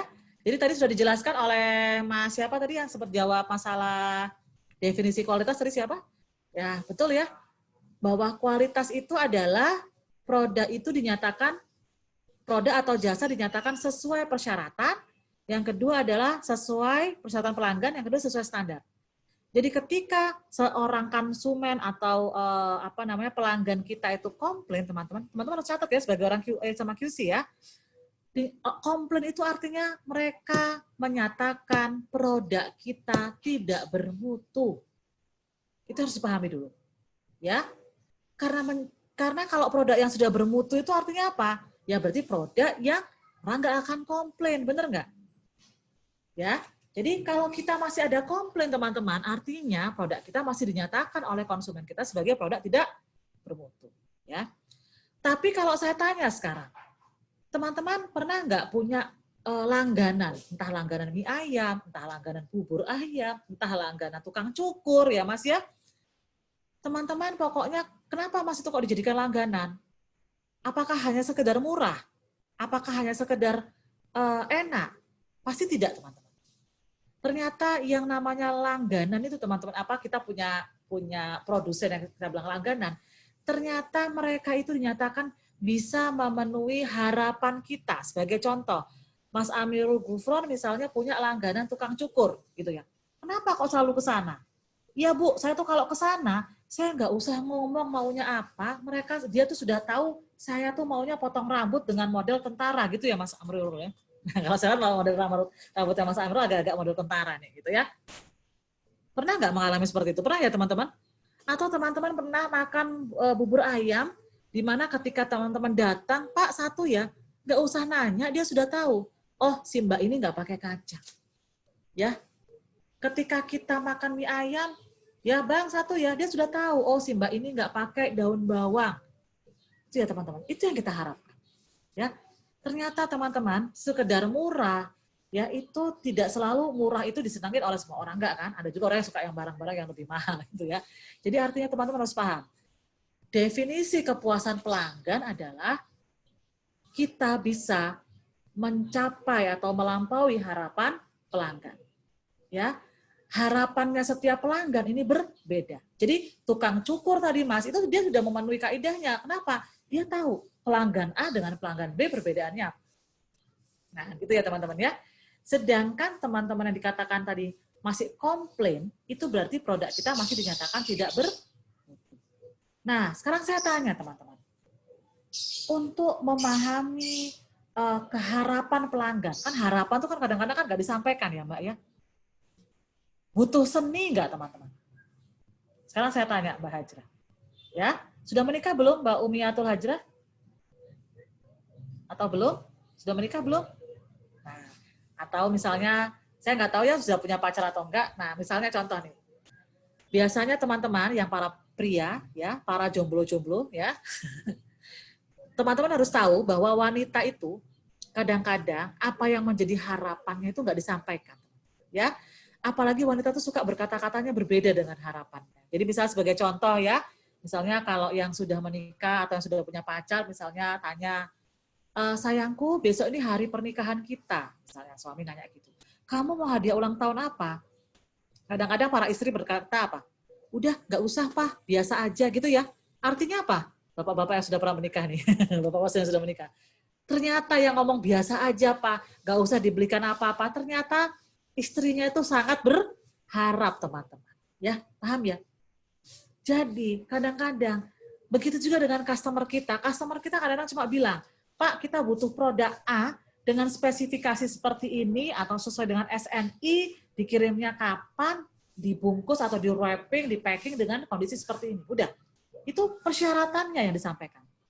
Tapi harapannya itu nggak disampaikan, teman-teman. Sehingga untuk mengetahui hal ini, itulah muncul yang namanya manajemen. Maka di situ dikatakan quality itu membutuhkan manajemen. Artinya apa? The art, seni teman-teman. Ya, ternyata manajemen itu membutuhkan seni. Kenapa seni? Artinya apa? Untuk memahami tadi, terutama apalagi yang paling penting adalah untuk mencapai kepuasan pelanggan itu dibutuhkan seni. Tadi ya. Seperti contoh, Bapak insinyur yang tadi saya cerita menciptakan Pokayoke, itu juga dari sisi mereka sudah memahami, oh iya ya, karyawan itu tempatnya salah dan lupa. Makanya mereka menerapkan yang namanya Pokayoke atau anti salah. Itulah kenapa nanti QA/QC dimasukkan dalam quality management. Karena dibutuhkan kemampuan untuk memahami orang, menggerakkan orang, dan sebagainya. Seperti itu ya teman-teman ya. Oke. Itu filosofinya TQM ya. Nanti kalau teman-teman belajar TQM lebih dalam lagi, teman-teman akan mempelajari mengenai apa itu customer satisfaction ya, apa itu kemudian bagaimana melakukan strategic bisnis dan sebagainya. Jadi biasanya kalau teman-teman mengetahui ada jajaran direksi, saya pernah punya teman, saya karena basicnya kan teknik kimia teman-teman. Teman-teman teknik kimia pasti awal-awal masuk tuh di QA, di QC, di production. Saya punya beberapa teman yang awalnya orang QC, sekarang jadi orang HR. Bayangkan teman-teman. Kenapa Bu bisa pindah sebegitunya? Dan ketika mereka dipindah ke HR, fungsi mereka tidak lagi fungsi di level middle, teman-teman. Levelnya sudah up. Ternyata teman-teman QA/QC itu Anda bisa menjadi seorang manajerial, entah itu di fungsi-fungsi HR, finance bahkan. Kenapa? Karena kalau teman-teman lihat TQM, yang tadi di dalamnya ada QA sama QC, di dalamnya ada bagaimana kita melakukan training, ya, bagaimana kita melakukan customer satisfaction. Saya punya teman-teman yang basicnya QC dipindah ke dipindah ke marketing untuk divisi business development. Kenapa? Karena kita di TQM, di QA, di QC terbiasa menggunakan prinsip decision based on fact. Tadi loh teman-teman, bagaimana kita mencari corrective action berdasarkan akar masalah. Benar nggak?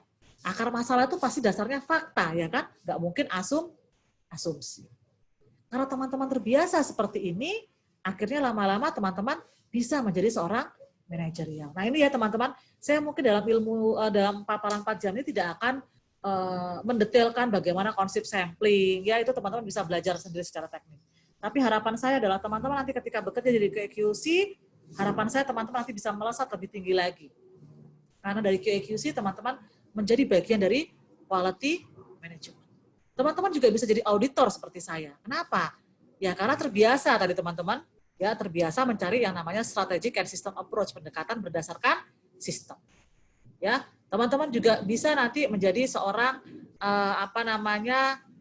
di business management itu dia menjadi yang namanya teman-teman continuous improvement. Nah, itu ada ya yang mereka selalu memikirkan bagaimana ya improvement seperti Kaizen ya. Kemudian mereka menjadi bagian dari direksi ya, karena mereka yang melakukan yang namanya pelaporan dan sebagainya ya. Oke. Intinya adalah teman-teman, ketika kita melakukan QA atau QC, kita harus punya filosofi seperti ini. Ya, do the right things, ya, right the first time, ya, every time. Jadi artinya apa teman-teman? Jadi teman-teman sebagai orang QC dan orang QA itu harus punya integritas. Integritas ada yang bilang begini, antara hati, pikiran, omongan itu sama. Jadi ketika teman-teman menyatakan bahwa, oke, quality first ya, oke, atau food safety first ya, misalnya gitu ya. Misalnya jangan sampai teman-teman melakukan meeting, ya teman-teman anggaplah bekerja di pabrik makanan. Kemudian teman-teman bilang food safety first ya, jadi fokus kepada keamanan pangan gitu ya.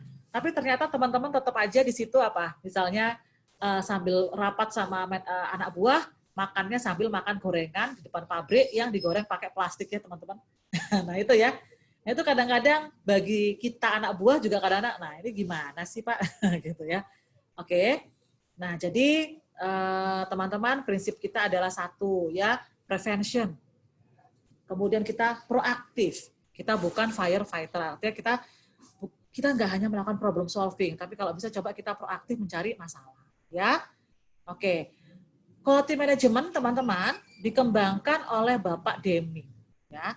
Di mana Bapak Deming juga sebagai salah satu orang yang menyatakan bahwa sistem itu terdiri dari 5 hal.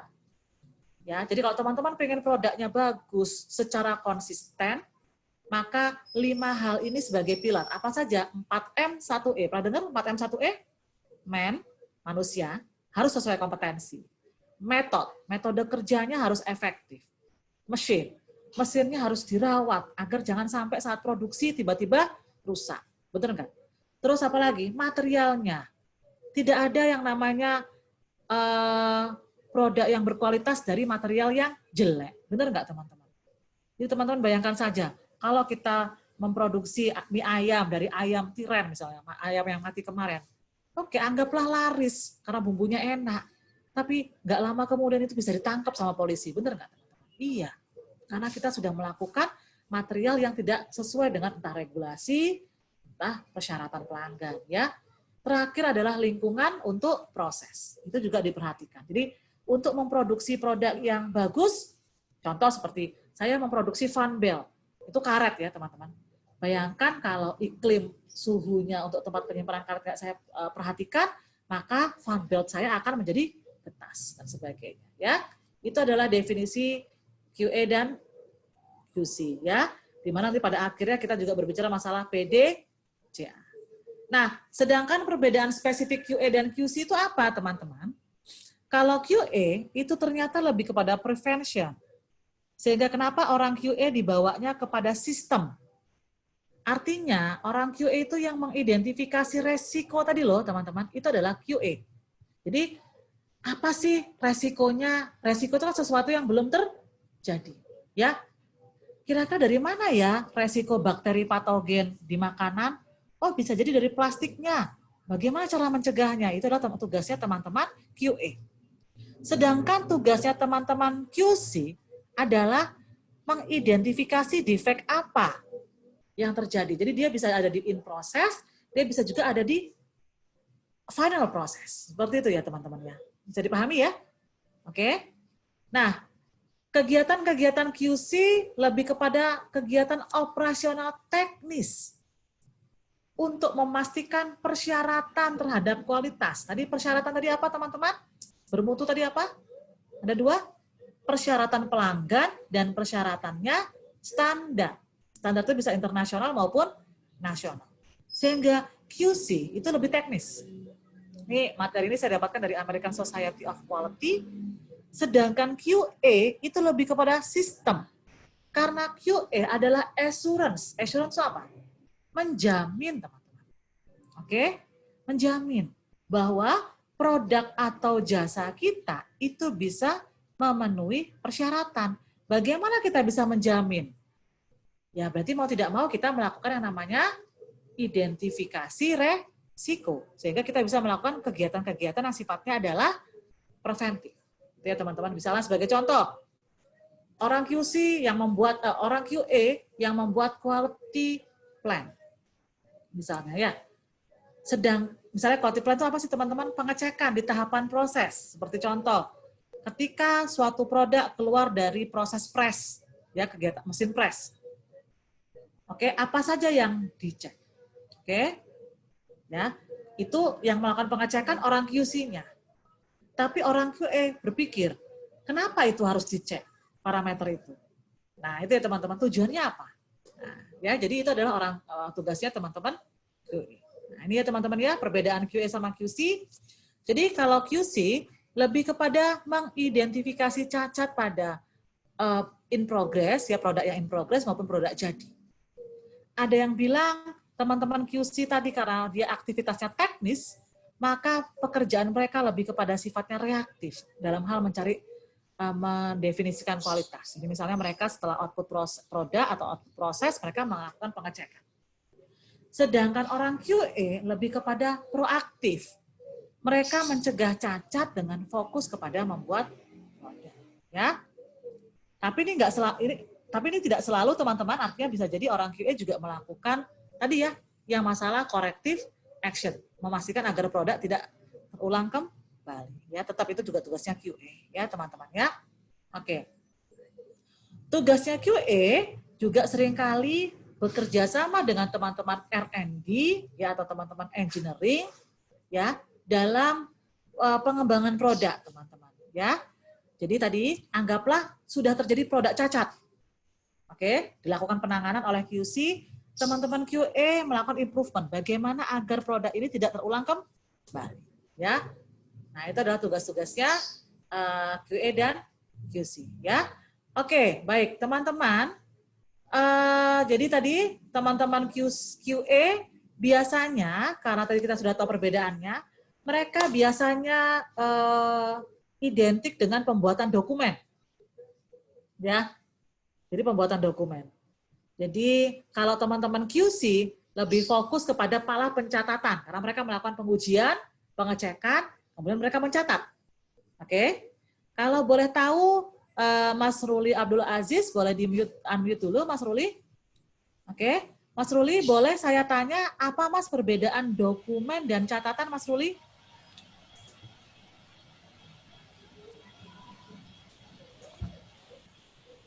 Ya Bu, tes. Ya, monggo, Mas Ruli. Perbedaan dokumen dan catatan apa? Tadi saya bilang dokumen itu tugasnya QA kebanyakan. Ya, karena mereka membuat yang namanya identifikasi resiko, tindakan pencegahan atau tindakan pengendalian, maka di dalam dokumen seperti prosedur, ya dibikinlah ketentuan-ketentuan. Ya kan? Jadi dokumen itu apa sih, Mas? Sedangkan QC itu melakukan, kalau QC melakukan pencatatan, gitu ya. Oke, kalau gitu, Mas saya kasih pilihan deh, dokumen ya, oke. Ya. Sekarang saya minta kepada Mas Mustafa, udah saya tanya belum tadi? Belum ya? Mas Mustafa, oke. Mas Mustafa silakan jelaskan kepada saya catatan itu apa sih, Mas? Ya, Ya, Mas Ruli jelaskan saya tadi dokumen, ya. Mas Mustafa jelasin sama saya catatan. Kalau catatan itu untuk di QC biasanya tentang pengecekan yang sesuai standar, Bu. Ya, betul. Jadi misalnya produk dicek, dicatat ya, Mas. Nah, jadi Ya. catatan tuh apa kalau gitu saya tanya? Digunakan untuk apa, Mas? Catatan. Untuk apa ya? Saya tanya nih, boleh nggak diloloskan produknya, Mas? Kira-kira. Oh, Berarti misalnya Mas kalau akan- ada defect, ya kalau ada defect nggak boleh. Jadi Mas ngelihat catatannya, ya kalau misalnya ternyata melebihi acceptance quality level nggak boleh diloloskan, bener nggak, Mas? Iya. Jadi catatan digunakan sebagai bukti. Nah, gitu ya, bukti, ya. Sebagai contoh, Bu Linda apa sih buktinya? Bu Linda udah nikah atau belum? Padahal tangannya nggak ada cincin kawinnya. Oh, saya punya catatan yang namanya buku nikah. Bener nggak, Mbak? Nah, buku nikah itu catatan. Nah, sekarang saya balik lagi tadi sama Mas, siapa tadi? Yang dokumen, Mas siapa? Mas Ruli, siapa? Ya, Mas Ruli. Kalau gitu Mas Ruli, apa itu dokumen? Ya, apa itu dokumen? Saya coba jawab, Bu. Kalau Ya, dokumen silakan. sih itu satuan SOP atau catatan yang terdokumentasi. Oke. Digunakan Di untuk mana apa, Mas? itu sebagai dasar acuan, Bu. Misalkan kalau dari QC itu sebagai proses apa ya? Bagus. Jadi sebagai Mas Ruli sebagai acuan atau Referensi. Ya, bagus. Seperti itu. Bagus.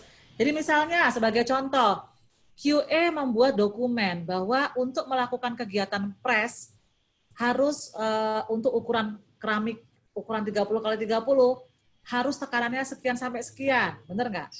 Yang mengoperasikan harus operator dengan pendidikan seperti ini. Itu adalah acuan, teman-teman. Oke?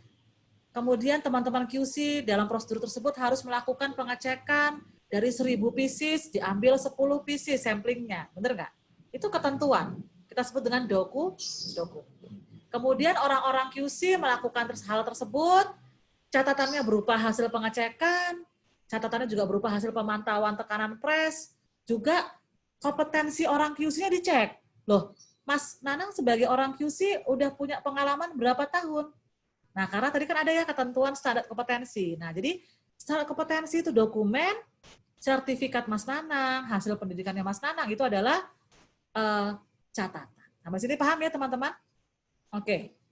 Selanjutnya, sekarang, nah ini ya teman-teman, ini ada beberapa fungsinya orang-orang QA ya. Orang QA membuat acuan, dokumen, baik itu berupa standar bahan baku, standar produk jadi. Mereka juga membantu bukan hanya problem solving teman-teman, tapi juga dalam hal memastikan masalah tidak terulang kembali. Sehingga kadang-kadang yang diminta untuk, jadi kalau teman-teman nanti besok bekerja sebagai orang QA, kuatkan di sistem manajemen, di dalam pembuatan dokumen, ya. Teman-teman juga harus belajar mengenai bagaimana membuat statistik, ya, karena nanti teman-teman melakukan evaluasi kualitas dan sebagainya, ya. Oke. Nah, ini ya teman-teman ya, tadi kegiatan-kegiatannya apa? QA ya, secara umum ya. Oke, baik. Teman-teman, sekarang di handphone teman-teman sudah jam 11.38, betul ya? Nah, ini nanti kita akan pelajari mengenai teknis-teknisnya QC, ya, kalau memang ada waktu lebih panjang. Cuma sekarang saya minta tolong teman-teman, silakan dianalisa. Kira-kira teman-teman di sini, kalau saya bagi-bagi kelompok, memungkinkan nggak ya? Untuk sharing feed WA, nggak memungkinkan ya? Oke, karena mungkin bukan teman-teman satu kelas ya. Oke. Kalau gitu teman-teman, silakan saja dikerjakan ya. Mungkin saya bagi aja untuk teman-teman yang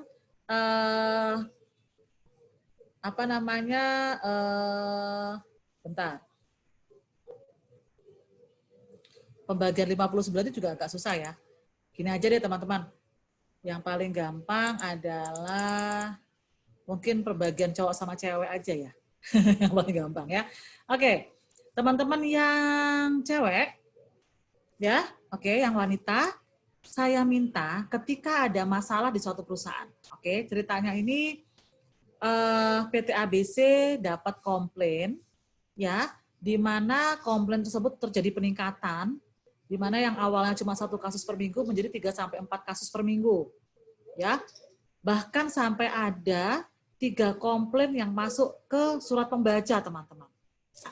Ya, jadi QA/QC itu kan bukan hanya di pabrik ya teman-teman, di perusahaan asuransi pun, bahkan di badan sertifikasi pun ada QA-nya ya, atau QC-nya. Nah, ceritanya kurang lebih 70% customer komplain ini terjadi pada produk A, atau produk baru yang baru dipasarkan oleh PT ABC. Ya, terkait dengan asuransi mobil plus jaminan derek gratis. Oke. Nah, ketika teman-teman saya ingin bedakan, kalau yang teman-teman pria, silahkan identifikasi minimal 2 deh, ya. Kegiatan apa saja yang termasuk kegiatannya QA dalam hal ini. Ya, paham? Itu teman-teman yang pria. Teman-teman yang wanita, silahkan diidentifikasi minimal 2. Kegiatan apa saja yang harus dilakukan oleh QC tadi, sesuai dengan perbedaan QA dan QC tadi ya. Jadi silakan identifikasi 2 kegiatan apa saja yang masuk dalam tugasnya QC ya. Jadi yang cewek ngerjakan QC, yang cowok ngerjakan QA. Ada pertanyaan sampai sini? Oke, mungkin kita buka sesi tanya jawab dulu kali ya Bu ya. Boleh. Untuk di sesi awal ini. Monggo. Jika rekan-rekan ada yang mau ditanyakan terkait materi di sesi awal ini, monggo yang mau bertanya boleh ngechat dulu, kemudian di-unmute saja aplikasi Zoom-nya, seperti itu. Monggo, kalau ada yang ingin ditanyakan, kita buka sesi pertanyaan.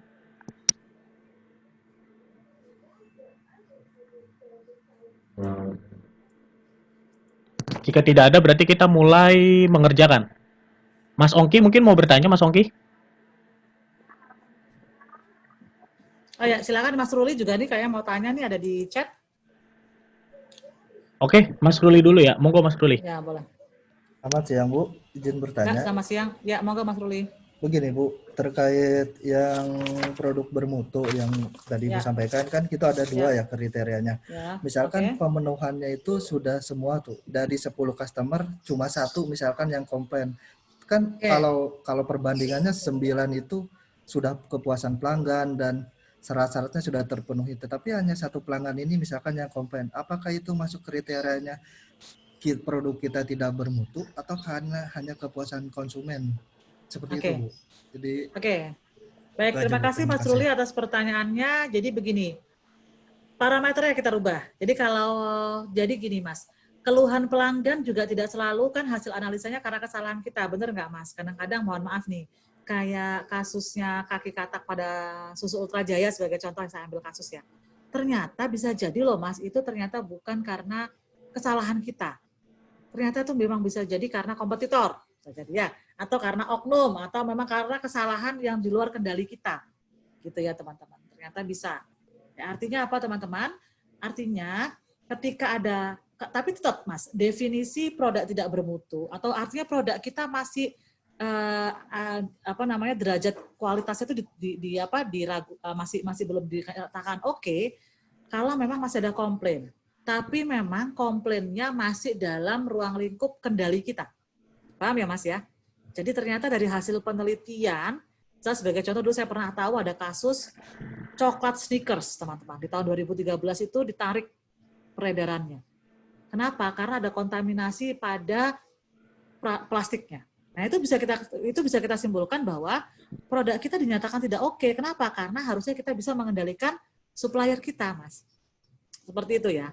Nah, sedangkan customer satisfaction itu berdasarkan kesepakatan para ahli hanya bisa didapatkan dari yang paling rendah adalah survei, teman-teman. Jadi teman-teman membuat survei kepuasan pelanggan kepada customer-customer teman-teman. Apakah kita sudah di atasnya ekspektasi mereka? Gitu ya. Jadi misalnya harapan mereka apa sih? Produk kita gimana misalnya? Untuk produknya misalnya susu Ultra, harga kita gimana? Gitu. Bisa jadi produk kita belum memenuhi kepuasan pelanggan, bisa jadi, tapi bisa jadi produk kita sudah bermutu. Mungkin seperti itu, Mas Ruli ya, dalam ilmu quality management. Oke, mungkin siapa lagi yang akan tanya tadi, Mas Samrizal? Mas, sebentar, Mas Ongki tadi.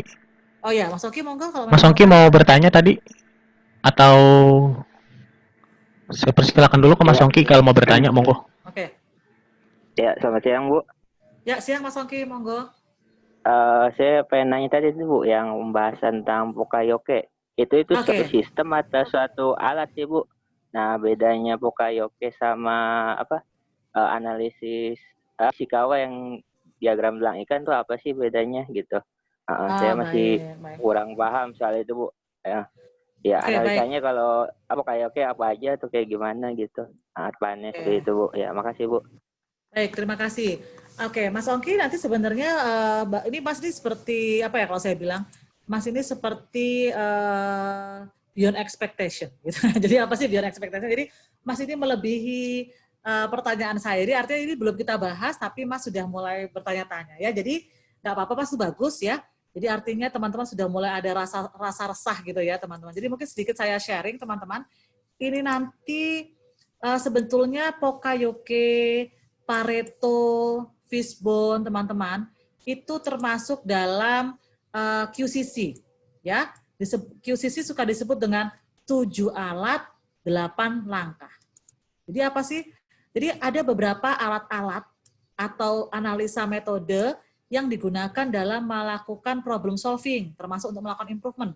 Salah satunya adalah tulang ikan, kemudian scatter, ya teman-teman ya.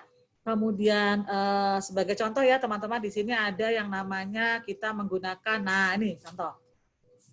Apa saja yang bisa kita gunakan untuk melakukan kemungkinan penyebab, misalnya di langkah 2-nya QCC. Jadi teknik-teknik tadi Mas kita sebut dengan teknik analisa, yang kebetulan digunakan bersama-sama dalam QCC. Seperti Pokayoke, seperti Fishbone, pohon diagram, ya. Nanti di dalamnya juga ada Pareto, ya. Jadi Pareto juga digunakan. Nah, stratifikasi itu dimasukkan dalam teknik-teknik untuk melakukan teknik analisa untuk melakukan problem solving atau penanganan masalah. Ya, jadi mereka itu sama, Mas, kategorinya.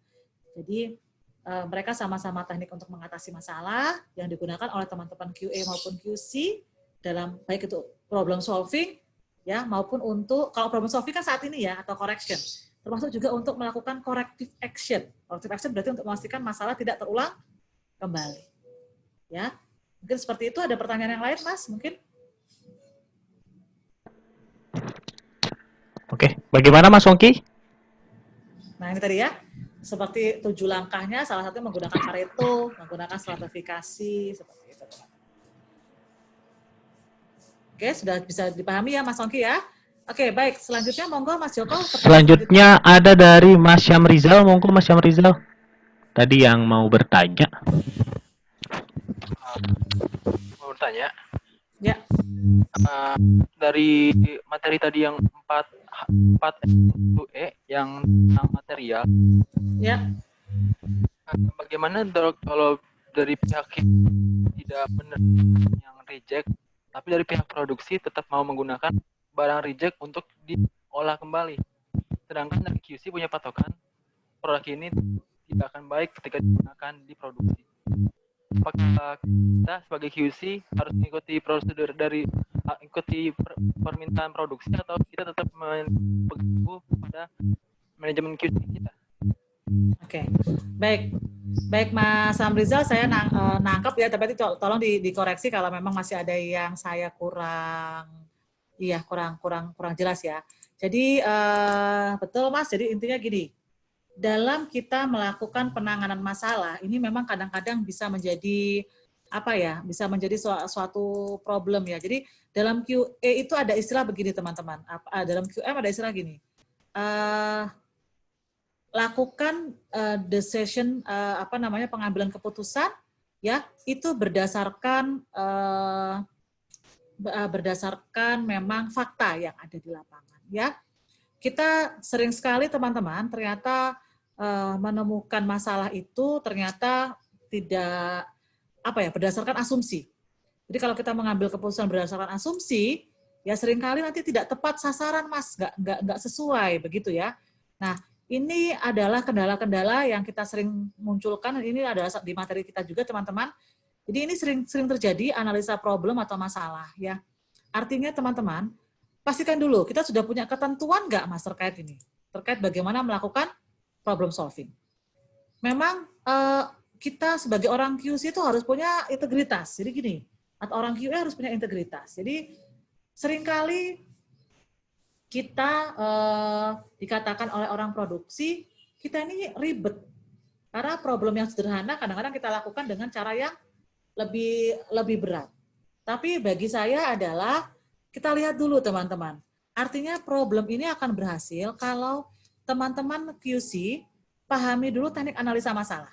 Teman-teman tadi bisa mengambil kesimpulan bahwa produk yang cacat ini ketika dilakukan repair, satu, kenapa sih teman-teman QC nggak merekomendasikan? Pasti kan ada beberapa keberatan ya. Apakah tetap biayanya akan lebih mahal? Yang kedua, apakah produknya tetap tidak akan mencapai spek yang diminta oleh customer? Paham ya Mas? Jadi udah rugi banyak, tetap aja kita nggak akan bisa mencapai standar spek tersebut. Oke? Jadi kita tetap, orang QC tetap harus berpikir, atau QA tetap harus berpikir terkait dengan apa?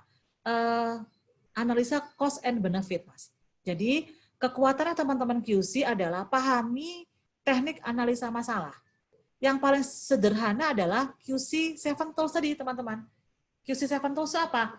Mulai dari brainstorming, Pareto, Ishikawa atau tulang ikan, ya, stratifikasi, fishbone, ya tadi ya fishbone sudah kita sebut ya. Nah, kalau kita sudah paham ini, kita bisa menggunakan mana yang cocok ketika untuk mengatasi masalah. Dan yang kedua adalah teman-teman harus menganalisa itu secara terstruktur. Seringkali gini, teman-teman baru olah TKP, ya, baru menemukannya baru ini. Terus ada orang yang ada operator kita interview ternyata gagap orang, ya kan? Teman-teman udah mulai mencurigai. Wah, kayaknya saya curiga nih. Nah itu, jadi teman-teman nggak boleh tiba-tiba langsung langkahnya. Kan kita punya 7 alat 8 langkah ya. 8 langkah ini teman-teman nggak boleh tiba-tiba langsung lompat ke kesimpulan. Itu kadang-kadang kita orang QC diharapkan ketika melakukan analisa itu harus pelan-pelan. Nah, bisa jadi orang produksi itu Mas, tadi yang saya bilang, karena mereka memang targetnya target produksi biasanya. bisa jadi keputusan mereka untuk melakukan repair, itu mereka adalah pengambilan keputusan secara sederhana, yang bisa jadi mereka tidak melakukan analisa dulu secara terstruktur. Sehingga bisa jadi mereka sudah mengetahui akar masalahnya, mereka langsung lompat ke penyebab. Padahal mereka belum melakukan pengujian. Gitu ya Mas Samsrizal ya. Jadi saran saya, yang mana yang betul kita juga nggak tahu. Saran saya suruh bersabar kedua-duanya, kita tengahi Mas, kita coba gunakan satu alat yang terpercaya yang seperti kata orang.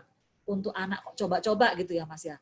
Jadi nggak usah gunakan teknik yang aneh-aneh, gunakan yang sederhana tapi tingkat keberhasilannya tinggi. Gunakan fishbone, ya, pohon diagram itu juga bisa ya. Itu juga boleh ya. Baik, saya kembalikan kepada Mas Joko. Monggo Mas Joko. Oke, kemudian pertanyaan keempat ya, dari Mas Hafiz. Monggo Mas Hafiz, dikemukakan saja Mas Hafiz tadi pertanyaannya, Mas Hafiz Iqbal, secara langsung. Monggo Mas. Baik, Assalamualaikum Bu Linda. Ya, Waalaikumsalam. Monggo Mas.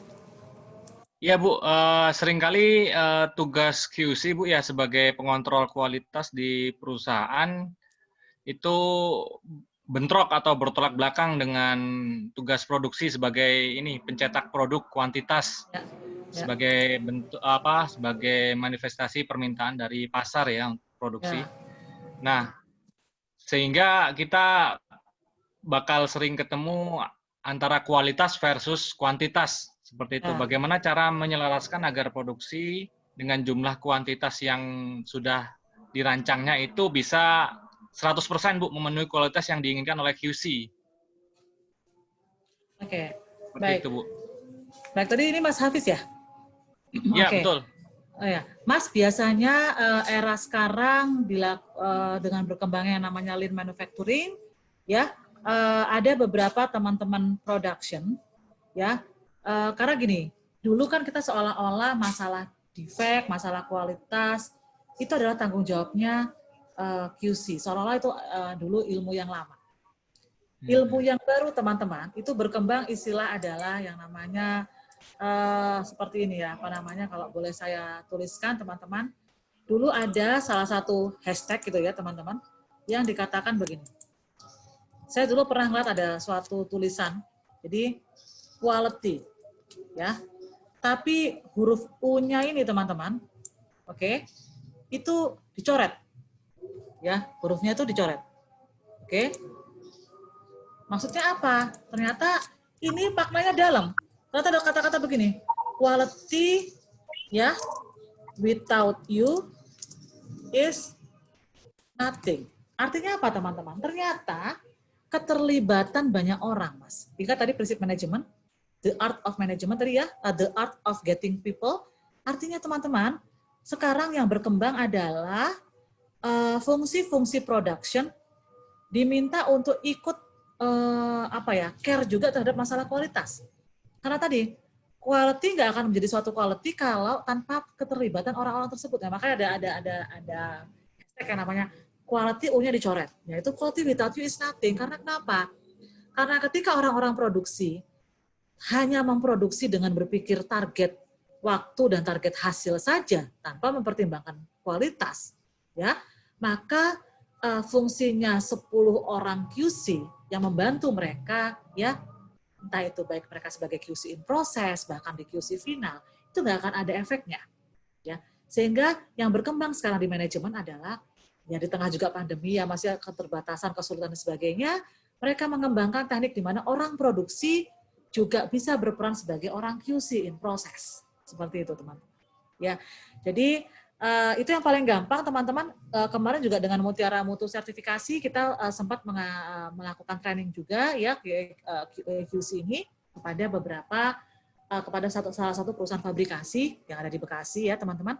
Nah ini ternyata kita satu visi dengan direksi mereka, di mana era sekarang ternyata tidak bisa lagi urusan kualitas hanya diserahkan oleh orang QC. Ternyata orang-orang produksi juga memang diharapkan sebagai orang-orang QC. Jadi mereka tidak, tadi Mas istilahnya, mereka dikenalkan dengan istilahnya do the right thing at the right times misalnya ya. Jadi mereka harus ngerjain hal yang benar. Jadi misalnya orang produksi harus berani stop pekerjaan itu hal yang benar kalau melihat mesinnya rusak. Karena kan mereka nggak berani ya Mas, karena target waktu, ya kan. Dan mereka juga harus berani menyampaikan bahwa kalau hasil pengecekan produk pertama mereka nggak oke, harus berhenti. Ya, kenapa? Kalau tetap dipaksakan, diteruskan, maka yang ada hanyalah kerugian seperti itu. Orang-orang gudang harus berani nolak produk yang jelek. Kenapa? Kalau nggak gitu nanti produksinya juga dapat produk yang jelek dan sebagainya. Nah, jadi mungkin seperti itu, Mas. Ya, semoga bisa menjawab. Saya kembalikan lagi ke Mas Joko, monggo. Oke, mungkin terakhir nih Ibu ya pertanyaan. Ya, tadi silakan. sudah sempat dari Mas Agus, monggo Mas Agus. Silakan Mas Agus. Sebelum kita break, monggo Mas Agus. Ini sebenarnya sudah, monggo Mas. Ya sebenarnya sudah disampaikan oleh teman-teman kebanyakan, cuma mungkin bisa membantu lebih menerangkan ke penjelasannya lebih detail lah. Jadi gini Bu, kebanyakan perusahaan itu bergerak itu ketika sudah terjadi suatu masalah. Jadi sudah ada masalah, sudah banyak kerugian, itu baru memikirkan gitu.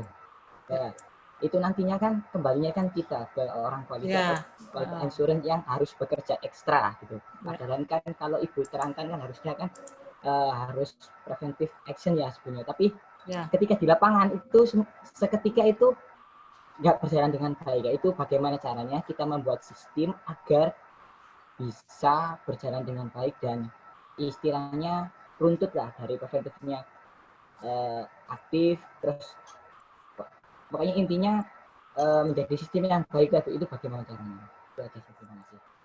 Oke, terima kasih. Baik, Mas, insya Allah beberapa nanti akan semoga bisa sempat saya sampaikan. Kalau memang tidak sempat saya sampaikan, nanti mungkin semoga bisa jadi judul baru bagi teman-teman Mutiara Mutu ya. Jadi seperti ini, Mas Mas Agus ya. Mas Agus, saran saya begini. Kedepannya, Mas, ketika awal-awal dulu QA awal-awal terbentuk, customer-nya nggak banyak gitu ya, Mas ya. Itu nggak berat ya Mas ya, karena memang komplainnya juga karena customer masih 1-2, komplainnya juga masih bisa kita tangani ya Mas, belum seberapa berat lah ibaratnya gitu. Tapi ketika customer kita makin lama makin berat Mas, ada baiknya kita membuat di internal QA sendiri ketentuan terkait ini teman-teman. Jadi kita atau kalau memang tidak bisa silakan kita bisa ambil data penelitian atau hasil data benchmarking dari perusahaan-perusahaan yang lebih oke. Ya, ternyata ada penelitian yang mengatakan waktu yang dibutuhkan ketika kita melakukan preventif lebih besar. Artinya apa, teman-teman? Misalnya, preventif itu kan macam-macam, seperti pengecekan mesin sebelum bekerja, itu preventif. Kita melakukan trial, misalnya produk pertama jalan, dia di line produksi, produk awalnya kita tes, itu kan aktivitas QC. Ya, ketika itu hasil ceknya nggak oke, ya berarti harus komit, nggak boleh jalan. Artinya teman-teman, memang waktu yang dibutuhkan lebih banyak untuk preventifnya, tapi insya Allah kerugian-kerugian yang terjadi karena kesalahan eksternal, kesalahan eksternal itu artinya produk yang sudah dikirim, habis itu komplain, ya, itu bisa kita kurangi, termasuk juga kesalahan internal. Kesalahan internal apa teman-teman? Contohnya ya tadi, produk yang tidak oke, atau non-conformity produk yang kita temukan masih dalam ruang lingkup perusahaan kita. Nah, saya yang paling gampang, Mas, mengajarkan teman-teman dari sisi quality control circle, teman-teman. Kenapa? Karena kalau kita menggunakan 8 langkah tadi ya, 7 alat, ketika misalnya di langkah ke-7 teman-teman ya, ternyata atau langkah ke-5 itu sudah dilakukan tindakan perbaikan dari misalnya kita ada komplain ya Mas ya, atau ada reject. Kemudian produk tersebut kita lakukan mengetahui akar masalah, lalu kita bikinkan rencana perbaikan, lalu tindakan perbaikan yang kita lakukan. Kemudian di langkah 6 ada istilah ini Mas, dilakukan evaluasi efektivitas. Ya, kok masih yang ini lagi? Ketika masih sudah, saya yang ini aja ya teman-teman, tampilkan yang ini aja ya. Jadi ketika sudah efektif teman-teman, maka diminta adalah teman-teman melakukan yang namanya standarisasi. Jadi ada di langkah 7 kita diminta untuk melakukan standarisasi teman-teman. Jadi standarisasi itu gunanya apa? Ya tadi, misalnya ya tujuannya adalah untuk generasi-generasi selanjutnya setelah kita. Jadi misalnya contoh teman-teman, diverifikasi tindakan perbaikannya sudah oke. Kemudian distandarisasi seperti apa? Kita bikinkan seperti ini, do and don'ts misalnya teman-temannya. Nah, ini sebagai catatan. Kenapa? Agar sebagai pelajaran di generasi berikutnya. Ini ada di QCC, teman-teman. Kenapa QCC masih digunakan sampai sekarang. Atau kalau perlu dibikinkan standarisasi untuk check sheet maintenance mesin. Kalau kita sudah lakukan tindakan perbaikan ya, Mas. Jadi inilah tugasnya teman-teman QA dari hasil bekerja sama dengan teman-teman QC. QC bantuin mencari masalah, trial. Kalau sudah diverifikasi oke, teman-teman QA sekarang yang berperan. Bikin standarisasi. Ya, lakukan sosialisasi kepada teman-teman produksi. Berarti besok agar nggak terjadi kesalahan yang sama, silahkan lakukan pengecekan mesin. Hasilnya bagaimana? Ya. Dan tujuan lainnya adalah teman-teman, kita lakukan ini juga untuk generasi di masa depan. Ya teman-teman, jadi bikin instruksi kerja yang benar, quality control yang oke. Jadi gini, seringkali teman-teman QA maupun teman-teman QC karena sibuk sebagai firefighter menyelesaikan masalah, mereka kadang-kadang suka nggak nge-review lagi. Teman-teman pasti punya quality plan kan? Control plan punya ya, parameter pengecekan. Ketika terjadi masalah, Mas Agus, saran saya sangat menyarankan dengan kuat, silahkan direview lagi quality plan-nya.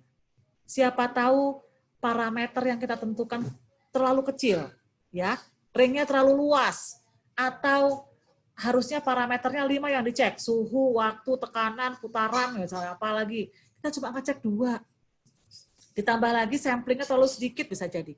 Atau standar kita toleransinya terlalu luas. Nah, jadi saran saya, itulah fungsinya teman-teman QC dan QA ketika ada masalah. Direview lagi control plan-nya. Ya.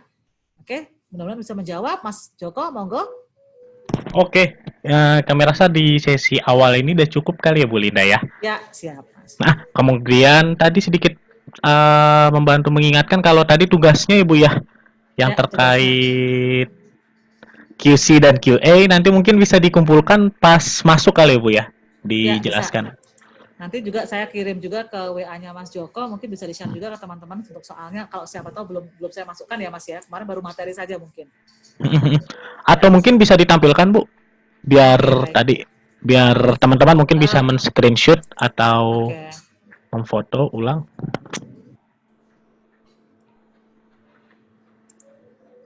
Termasuk QA atau QC.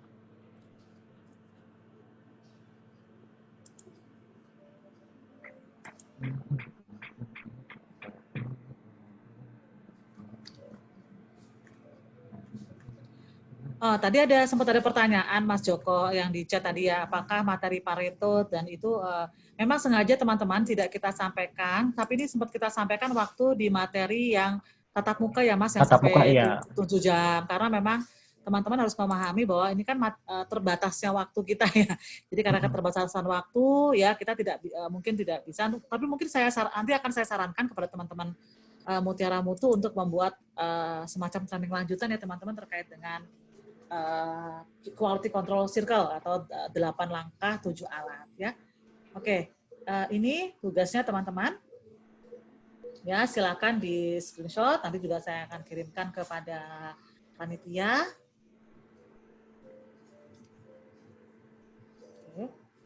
Oke, sudah. Rekan-rekan. Ya, itu saja. Baik, nanti ini saya share ya. Ini saya pause aja biar teman-teman juga masih bisa lihat. Kan kita nggak matikan kan Mas ya, cuma di close aja ya. Iya. Masih tetap lanjut, nggak saya end kan. Oke, baik. Oke. Itu aja rekan-rekan, kita nanti balik lagi mungkin jam 1 ya, jam 1 siang kita standby lagi seperti itu. Jika masih mau on, monggo. Kalau misalkan mau hemat kuota atau di off dulu, monggo. Tapi di sini saya tetap di on kan, kayak gitu ya. Tetap kita jalankan meetingnya. Itu saja. Terima kasih. Selamat istirahat. Monggo yang ingin menjalankan sholat, makan siang. Terima kasih. Saya tutup sementara. Wassalamualaikum warahmatullahi wabarakatuh.